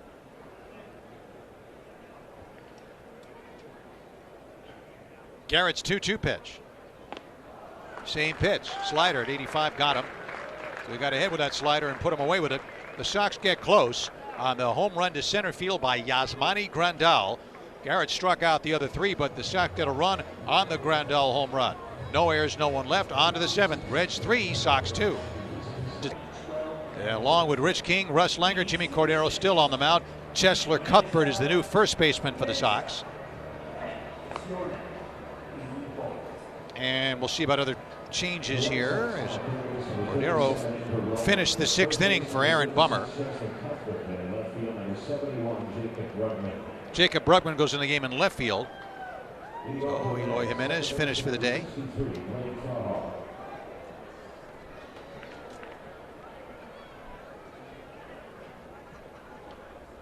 And we'll see about other possible changes here.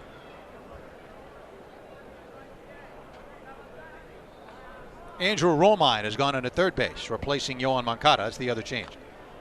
Strike 1 to Blake Trahan. 0-1 from Jimmy Cordero. Looks like Chesler Cuthbert at first base.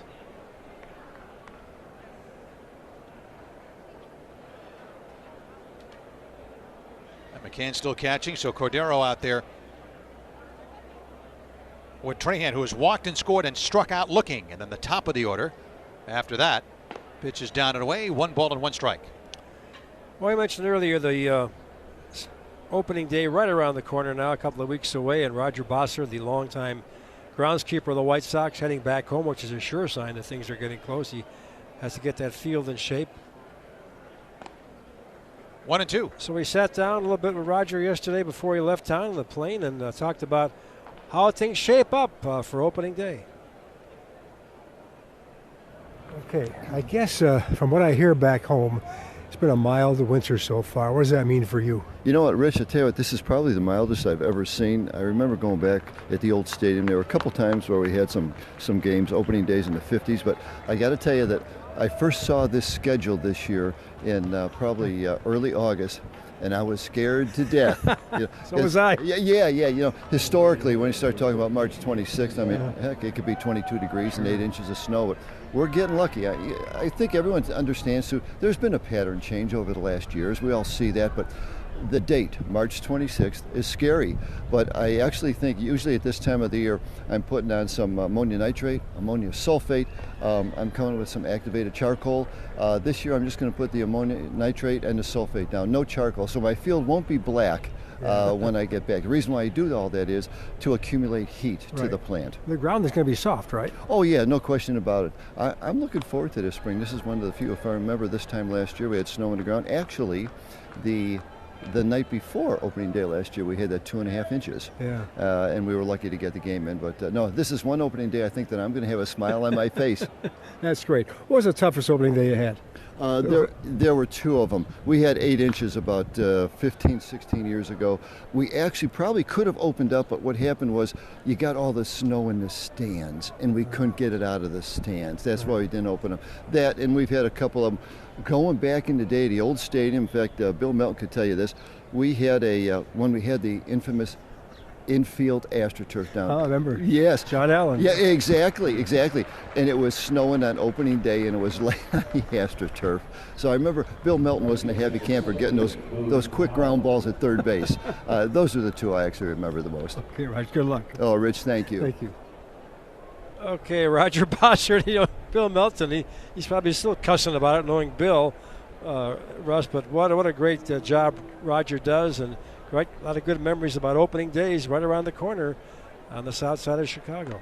Hope he can come out, enjoy the Sox.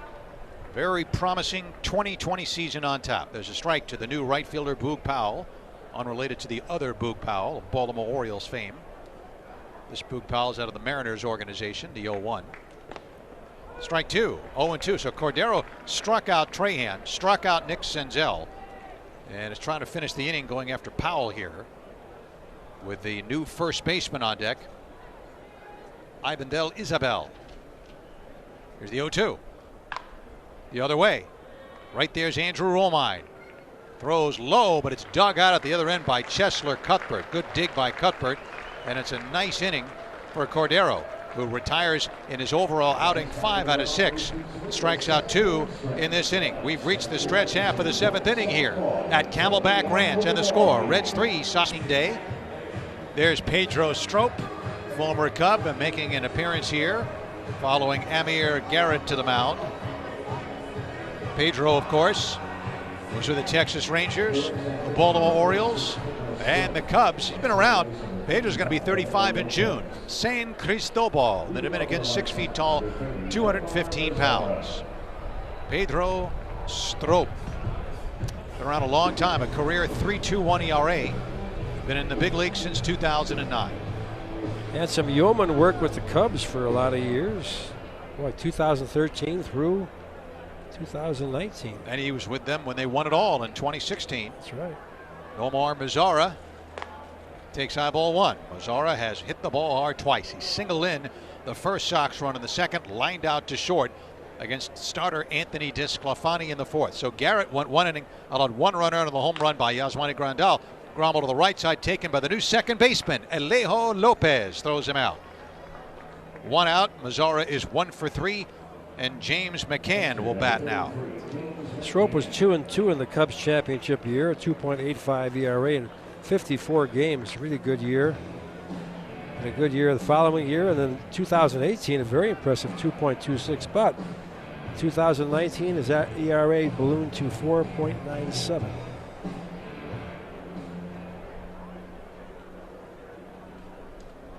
McCann's 1 for 2 today. James singled to right in the second and grounded out to second to end the 4th. He was the last man that starter Anthony DeSclafani faced. Reds 3 runs, 4 hits, no errors. Sox 2 runs, 4 hits, and 1 error. Strike 1. Strop's best year, perhaps. He's had some good ones. 2014, he had a 2.21 ERA over 65 appearances. And the year the Cubs won it, got the World Series ring that was a breaking ball to the dirt. And he got into 54 games, 2-2 with a 2.85 ERA. A similarly good season in 2017 in 69 games. But in 2018, he also had a fine year. He had a career high 13 saves and a 2.26 ERA.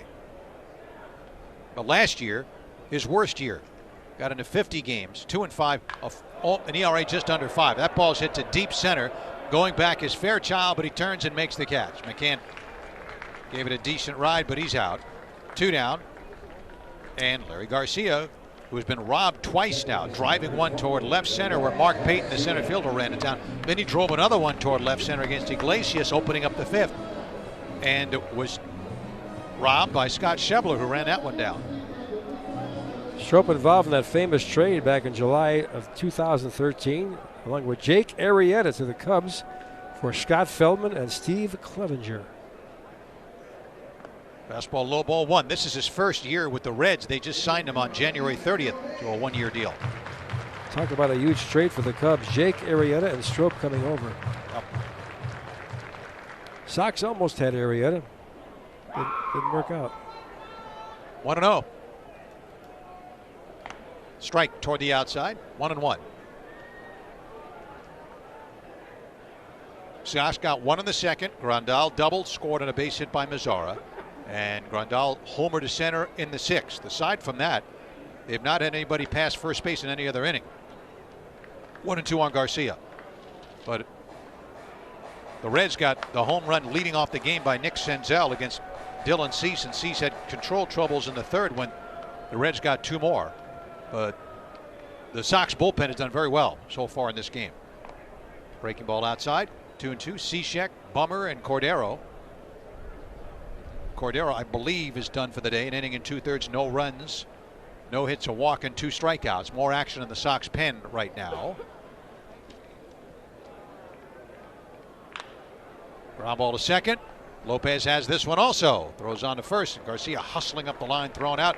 So Strop only throws a handful of pitches, and the Sox are done in the 7th inning. So we head to the 8th. The score: Reds 3 and the Sox 2. Losing 6, tying 1. And the Sox make a couple of more changes into the 8th inning. There's your new pitcher, Kelvin Herrera. Jimmy Cordero goes an inning and 2/3, no runs or hits, a walk, 2 strikeouts. Herrera is the 5th Sox pitcher behind Cease, Cishek, Bummer, and Cordero. New second baseman Nick Madrigal, the new right fielder, Danny Palka, and the new catcher, Yermin Mercedes, the only starter for the Sox. Still in there, center fielder, Adam Engel. For Herrera, appearance number 3 on the Cactus League slate. Roughed up in his first outing, 4 hits, 3 runs, but then he had a scoreless inning against the Padres in his second outing. Former Kansas City Royal working on Ibandel Isabel. Swing and a miss, strike 1. Isabel's first at bat. Yeah, I was mentioning Pedro Strop, who pitched a previous inning for the Reds, becoming a member of the Cubs, which set up their championship team, really with Arrieta coming over more so than Pedro Strop. Arrieta was the big gun. 1-1. But the White Sox had a deal, I think, set for Jesse Crane, and Crane got hurt. Had a shoulder injury, I believe. And you can imagine the change in history if that trade takes place. Arrieta was a big cog in that championship season. Might not have happened. 1-2. Every organization has tales of what might have been. Well, I saw Arrieta throw a lot at Wrigley when I was still working the beat, and man, he could throw. Great stuff. Ball and 2 strikes. Up and in. That pitch at 97, says the gun. 2-2. On deck, the new Reds catcher, Tyler Stevenson. I could thank Roger Bossert for allowing us to get his reminiscences of opening day and look ahead to this opening day. Nice breaking ball, and he had Isabel way out in front, swinging off his front foot. 1 out for Tyler Stevenson. So Herrera comes in and strikes out Isabel. The Sox pitchers today have now combined for 8 strikeouts and 4 walks and 1 hit batsman. Here's Stevenson coming up. Among the goofiest things, Roger mentioned this in the interview, and I guess back in the 70s, I remember he's not that good, but John Allen owned the team.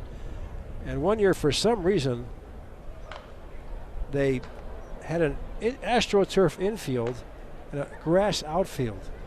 It was the weirdest looking thing you ever saw. And the grass ended, out there, and it became turf in the infield. And it was, I think they had a couple of years before they got rid of it. Nobody liked it. Players hated it.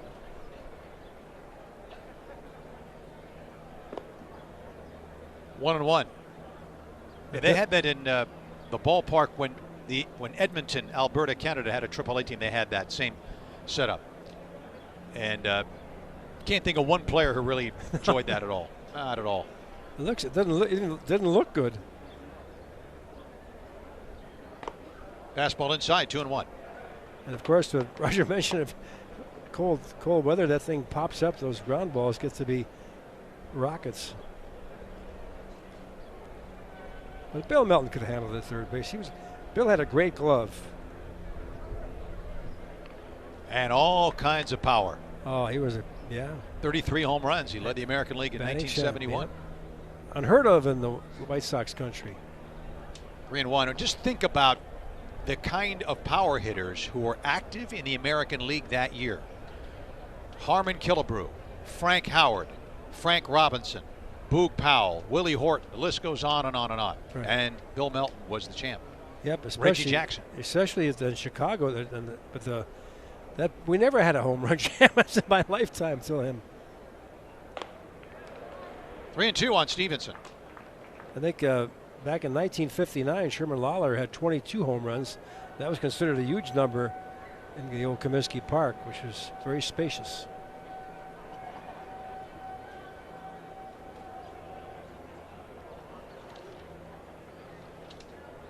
Ball count. Herrera reads his catcher Mercedes, and that one is ball 4. He tried a 3-2 breaking ball, nowhere close. So now 1 on and 1 out. And Stuart Fairchild, who's been in center field since the 6th, is going to get his first at bat right here. So all the reserves getting a chance to bat. Pate went 1 for 3 with an RBI single and at least one really good play in center field. 3-2 Reds, top of the 8th. Way up and in.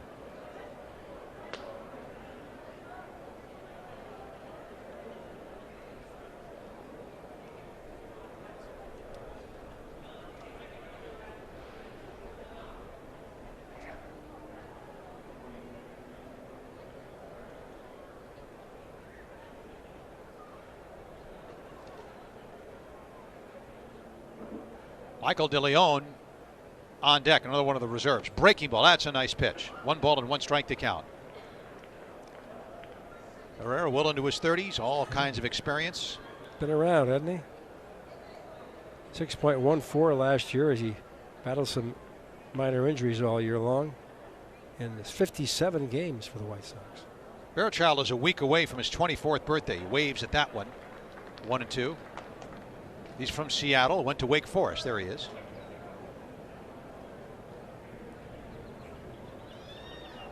Herrera had a save for the White Sox last year, late in the year in September. Once saved 26 for Kansas City back in 2017. Valuable guy.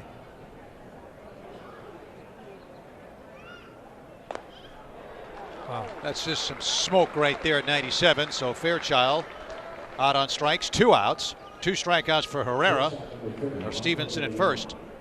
And now Michael DeLeon, who is finishing at shortstop for Alfredo Rodriguez, will get his first at bat of the day.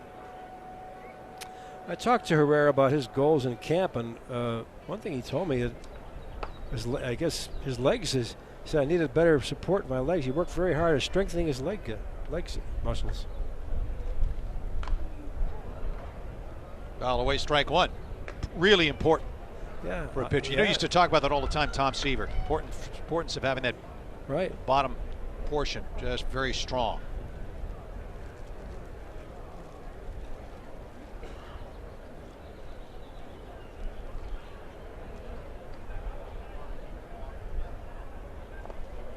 One and one. You know, when Russ had an oblique strain back in 7/18 to 8/11 last year, so July and August, and maybe that was a result of the legs. I mean, sometimes you have to build up from the bottom, and he's working very hard on that in spring training. And that last pitch, strikeout pitch, looked like a real gem. 1-1 on De Leon, who's from the Dominican, 23 years old, 6'1", just 160. Infield playing him pretty much straight up. There's a one-hopper. Madrigal gets a piece of it, and that's all he can do. And the ball is picked up by Mendick. Stevenson goes to second base, and the inning is extended. Hard one-hopper off the bat of De Leon. Here it is again. That was self-defense, wasn't it? That ball kind of ate him up. Here comes the trainer. I hope he's okay. That ball was rocketed. One quick hop. Madrigal gets the glove on it, bats it back toward the infield. And they're out there looking at him right now. Hope he's okay. Look like hit him in the eye or the face. Maybe the top of the head. That ball was really ripped. Goes as an infield hit. 2 on, 2 out. As they have a look at Madrigal, one of the really bright young hopefuls on this team, and he's going to walk off. He must have been cut a little bit. Looks like he's okay though. Let's see. Looks like he got something on his forehead. Probably a little cut. Now the Sox make a substitution here. The Reds get a base hit off the bench from De Leon, which is their first hit since the 4th inning. They lead 3-2. They've got 5 hits in the game.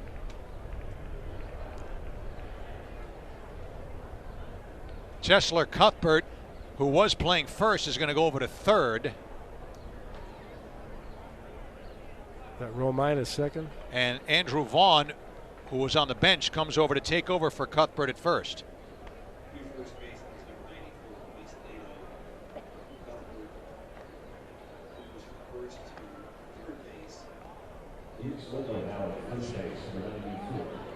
So some infield changes here after the injury to Madrigal. We'll check on his condition. Doesn't look like it's serious. Yeah, as you point out, Andrew Romine goes from third to second, and those are your changes. If you hear anything about Madrigal, we'll let you know, but hopefully the young man will be good to go. 2 outs. Isabel struck out. Stevenson walked. Fairchild struck out. There's a strike to Brandon Barnes up now, batting for the first time. And De Leon, that one hopper that hit Madrigal up high, and he's pulled out of the game. Base hit for De Leon. This was Scott Schebler's spot. Schebler went 1 for 2 with a single and a walk before being pulled.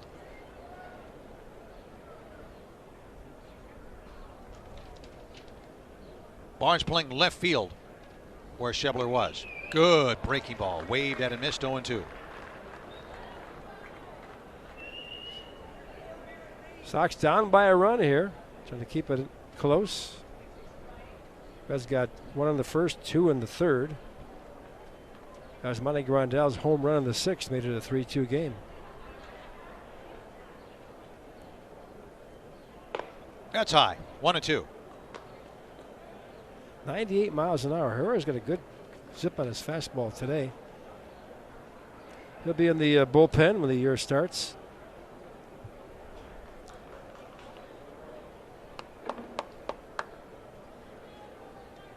Outfield straight away. Infield pretty much straight up. Breaking ball, that's it. That's some sharp stuff right there. Herrera strikes out the side. No runs for the Reds in the 8th. 1 hit. No errors, and they leave 2. We head to the bottom of the 8th inning. Reds lead the Sox 3-2. Ranch as the bird flies.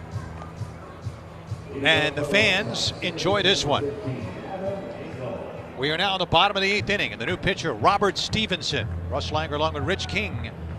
And Adam Engel, who's been in there the whole way for the Sox, the only starter still in there, will start things off. Stevenson is 27 years old. He's from Southern California, born in Martinez, went to Alhambra High School. And while in high school, it's kind of fitting that he's in the Reds organization, Rich, because he pulled a Johnny Vandermeer. Yeah. He threw 2 straight no-hitters. I see that here. Amazing. High school player of the year because of that. Reds drafting him in the first round of 2011.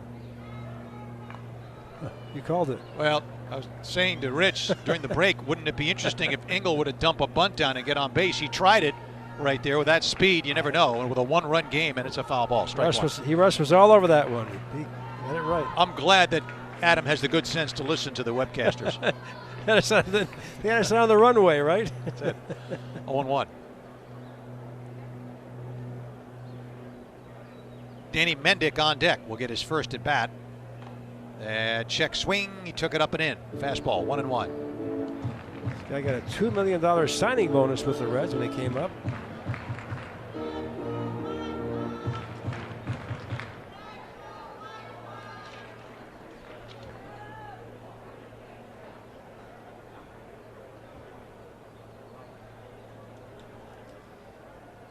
Strike, 1-2. Well, we featured Adam Engel in our pregame show, having a great spring. He struck out twice today, but he came in hitting .370 and had 2 home runs, 11 RBIs. Trying to get on here and at least tie this game up in the 8th. The 1-2. Got under that one. Brandon Barnes coming in, making the call and making the catch. Engel 0 for 3 today. Danny Mendick will get his first at bat. Stevenson not only, he was a big man on campus in high school, not only with the no-hitters, but he had a 4.2 grade point average. And just a lovely career as an amateur. Went on the University of Washington to play for the Huskies. And as you mentioned, Rich, first round choice. Worked his way up. Big, tall right-hander. Strike 0-1. Mendick picking it up with the bat, now hitting .250 in camp. Spring the Cactus League, he's got 8 hits. A lot of at-bats, 32 at-bats for Denny. Had a 3-hit game the other day here. The strike 1 pitch from Stevenson. Breaking ball, roll foul off the screen. Front of the third base dugout. Nick Capra will run it down. 2 strikes on Mendick. Stevenson, yes, go ahead. Mendick played a little left field yesterday, Russ, and early when Eloy Jimenez went out. Gives the White Sox a little more versatility if he can play a little outfield post. Never hurts. 2 strikes to count. Pedro Strop pitched the previous inning, 3 up and 3 down, nothing across there. And And Mendick started to swing, and that ball hit the bat. May have gotten a piece of his hand also. 0-2. Well, thank goodness it was the bat. That just sounded horrible. Got him on the left hand. Here's the replay. Let's see where it gets him. Did hit the bat. Stung.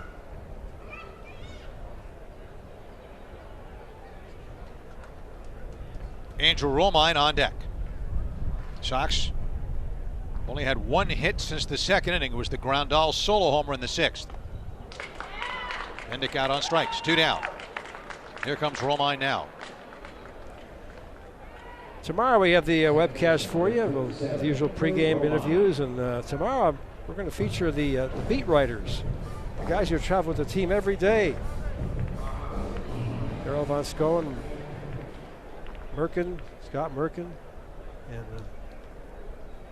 Lamont Pope of the Tribune. We're going to grill them on where the White Sox stack up in the American League.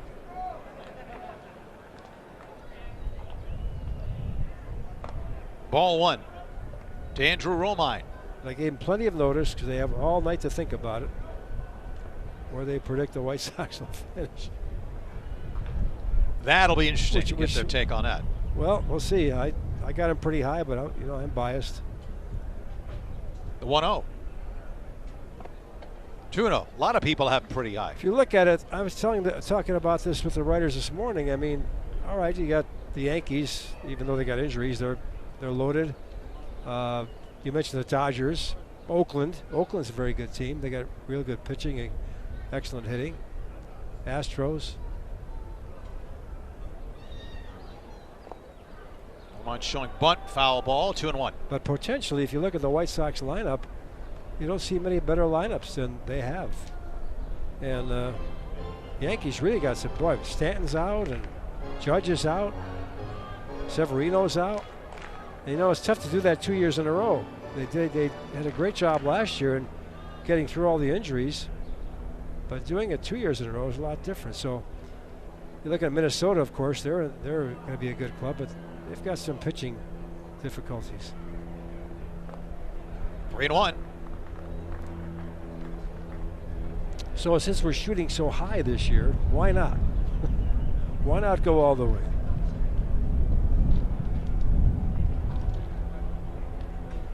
It's going to be a fun year. Should be very interesting to see It will be. how things work out on the south side. There's ball 4 to Romine. The Sox have the tying run aboard, their first base runner in a couple of innings. And here's Chesler Cuthbert, who's got some power. He's going to come up now. But Romine at first and 2 outs in the bottom of the 8th, and the Reds up 3-2. Chesler's got some long ball power. So when he homered here, and in fact, he has 3 home runs in camp, 3 homers and 6 RBIs. Leads the team in home runs. Yep, he's getting 360, former Kansas City property. Facing Stevenson now. Stevenson. Breaking ball. That's whacked into center. Base hit. Fairchild in to get it. To second base is Romine. And the Sox now have first and second. Cuthbert continues a solid spring as Darryl Boston there for the hand slap. And the batter, this is the designated hitter slot. And Yasmani Grandal will give way now to Zach Collins. A good day for Grandal out of the DH slot. A double and a home run in 3 at-bats. And now another good hitter having a fine spring, Zach Collins. Well, Cuthbert, he's a veteran. I mean, he's bidding for that roster spot.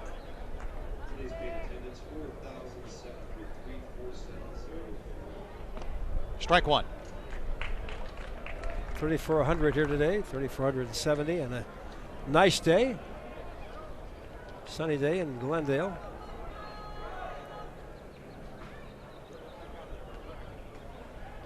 Collins at 313 with a couple of homers, 5 RBIs. Breaking ball, caught the corner. 0-2. So in the inning with 2 outs, Romine walked. Cuthbert singling to center, moving Romine to second. Romine the tying run. Cuthbert the would-be go-ahead run. Each team with 5 hits. Reds lead by 1. Collins waiting on the 0-2 from Robert Stevenson. Another breaking ball. Strike 3 call. Stayed with the breaking ball. Collins not thrilled with the decision, but that's it. Sox are turned away. No runs, 1 hit, no errors, and they lead 2 to the King. Russ Langer, indeed. 3-2 Reds. New pitcher, righty Evan Marshall. So Kelvin Herrera goes an inning, no runs, 1 hit, 1 walk, 3 strikeouts. Today, the combined efforts of Dylan Cease, Steve Cishek, Aaron Bummer, Jimmy Cordero, and Kelvin Herrera, allowing the 3 runs on just 5 Reds hits. They have walked 5, but they've struck out 10, and Marshall a 4.91 ERA in a few games. Will try to keep it a 1-run game, and the first thing Alberti Chavez in his first at bat does is rip 1 foul outside third. Strike 1. Chavez finishing up at third base today for Jonathan India. Marshall's 4th game, as Russ mentioned, in the spring games. Solid year last year for this right-hander. Facing Chavez, 5'10", 170 from Venezuela, Maracaibo. Pitch inside, 1 ball and 1 strike now. He'll be 25 in July.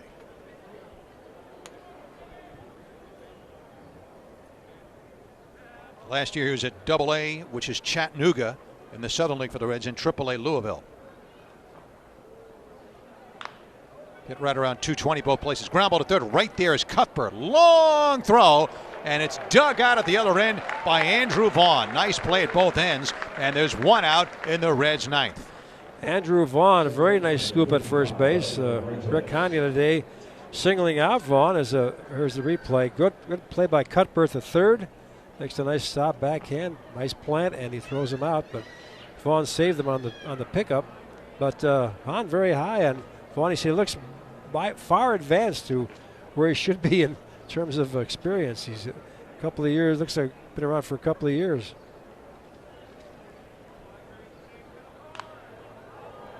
Foul ball, strike 1.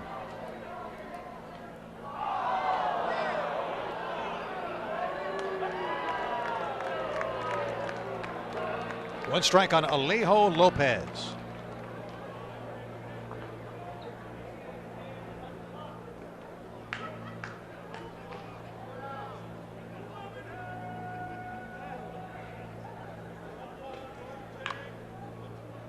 Foul away. 2 strikes. Marshall jumps ahead right here.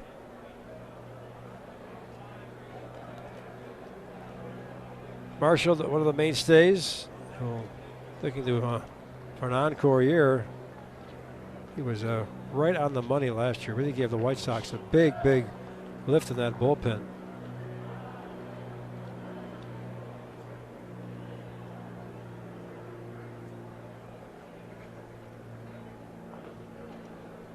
The 0-2.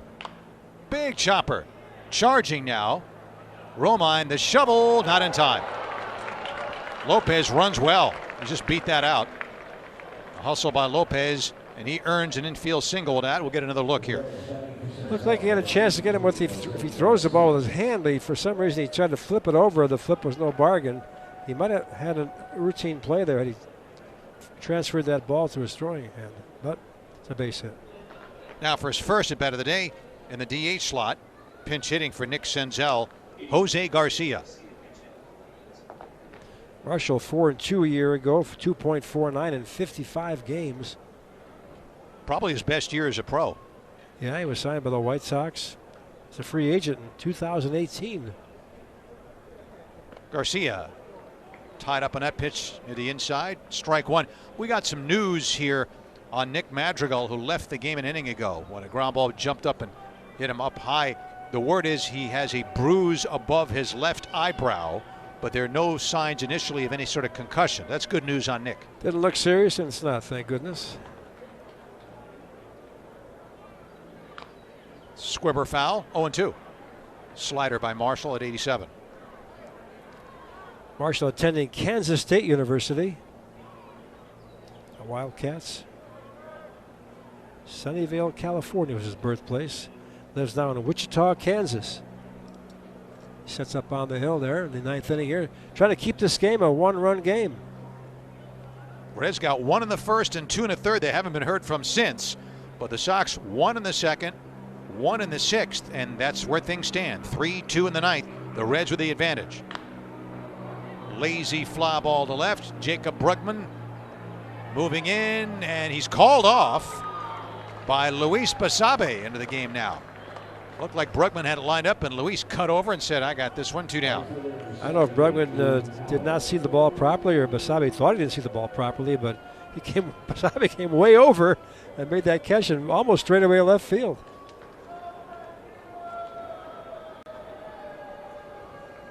Center fielder has to take charge, right? He did. Yeah, absolutely. And if you're a corner outfielder and you hear that center fielder, you got to get out of there. So now with 2 down, here's Powell, who grounded out to third in his only at bat. In the dirt, Mercedes has to chase it, and on the wild pitch, Lopez will go down to second. 1 ball to no strikes.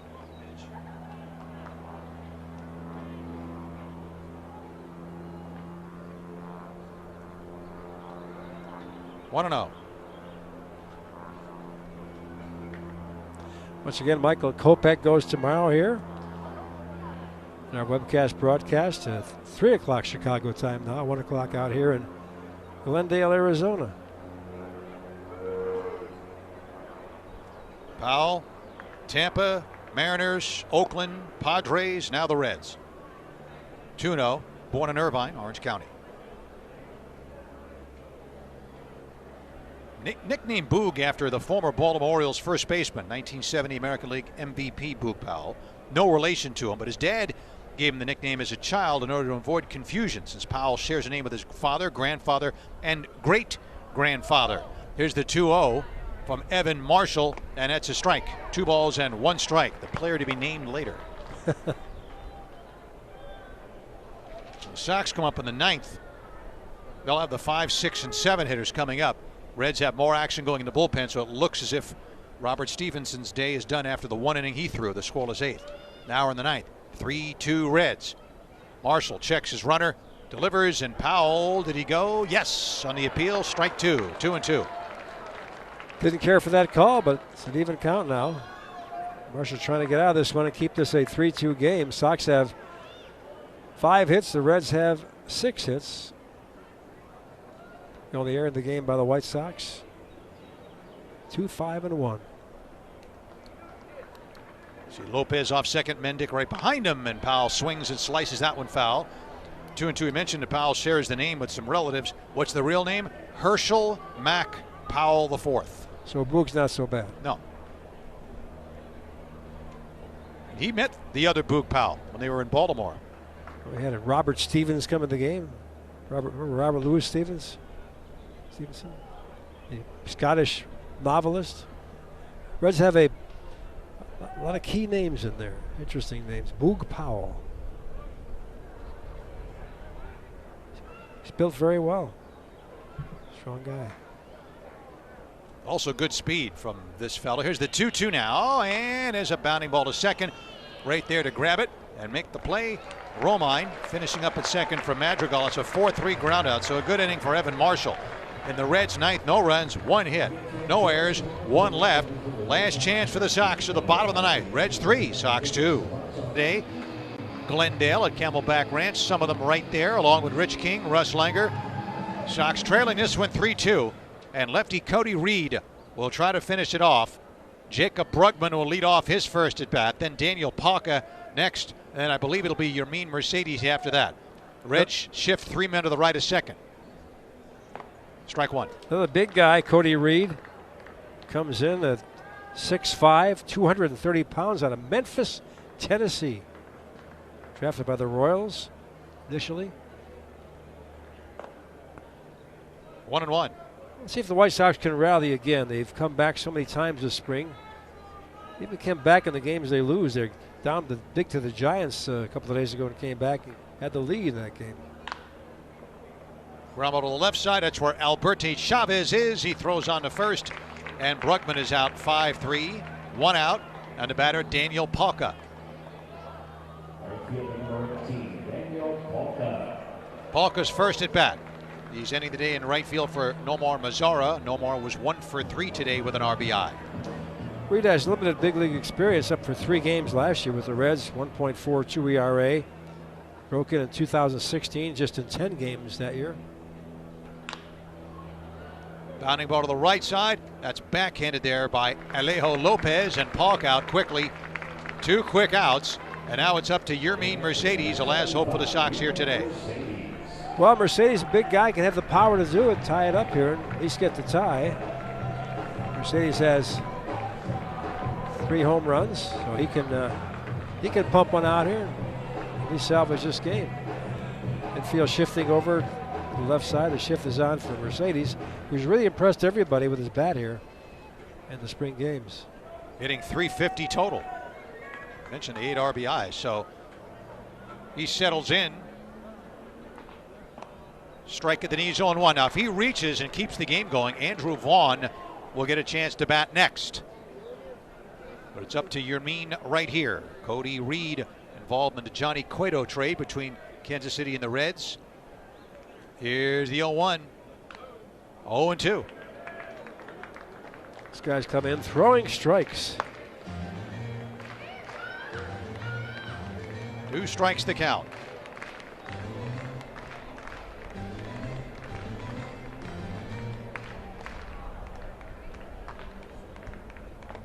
Breaking ball just missed. Reed really thought he had a strike. It was close. And boy, Mercedes had to have nerves of steel to take that pitch. 1-2. Sure did.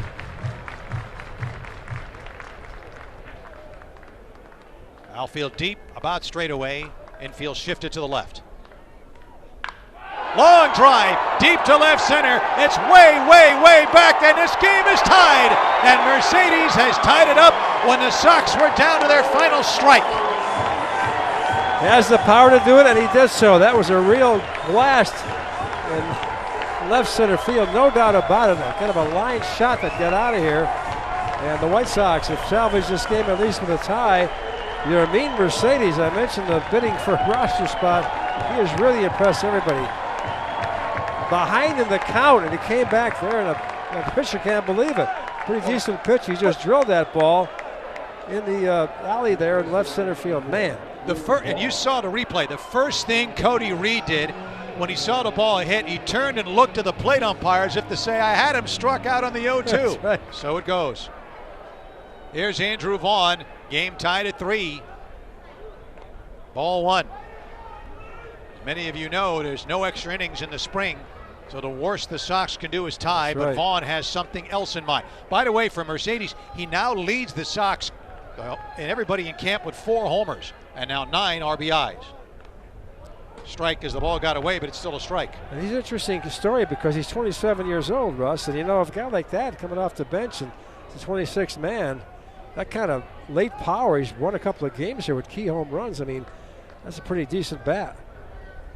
Vaughn hitting .350 with a home run, 5 RBIs. He's got plenty of pop also. 1-1. Breaking ball. That's a strike. 1-2. Well, we keep our record intact on the webcast. White Sox coming back again. We've enjoyed about 3 or 4 of these. Well, during the break, you all should know, Rich called it. He said, "Can at least tie this game." 1-2. Well, high. 2-2. You're right. He thought he had him struck out, but you know what? That's the way it is. You win some, you lose some of those calls. And Mercedes made him pay for it.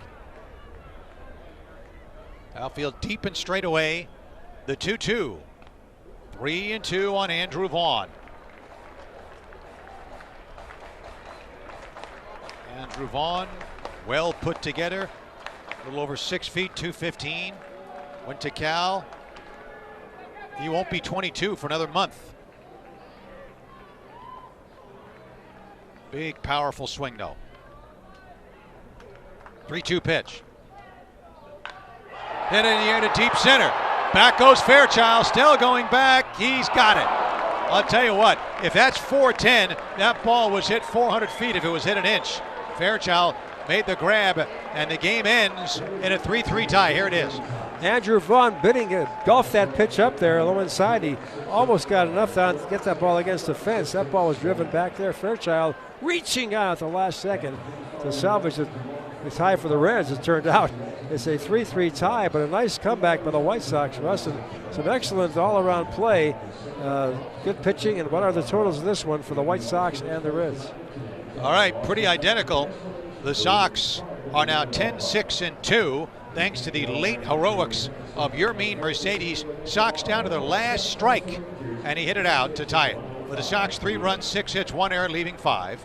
For the Reds, who this spring are now 7-7-3, 3 runs, 6 hits, no errors. They left 8 men on base. Obviously, no winners or losers. The Reds, a home run to open the game by the designated hitter Nick Senzel off Dylan Cease. And the Sox had a solo home run by Yasmani Grandal, also a double by Grandal, who scored the other 2 runs. And Mercedes, his 4th home run to lead camp, and 9 RBIs. He's second in camp in RBIs.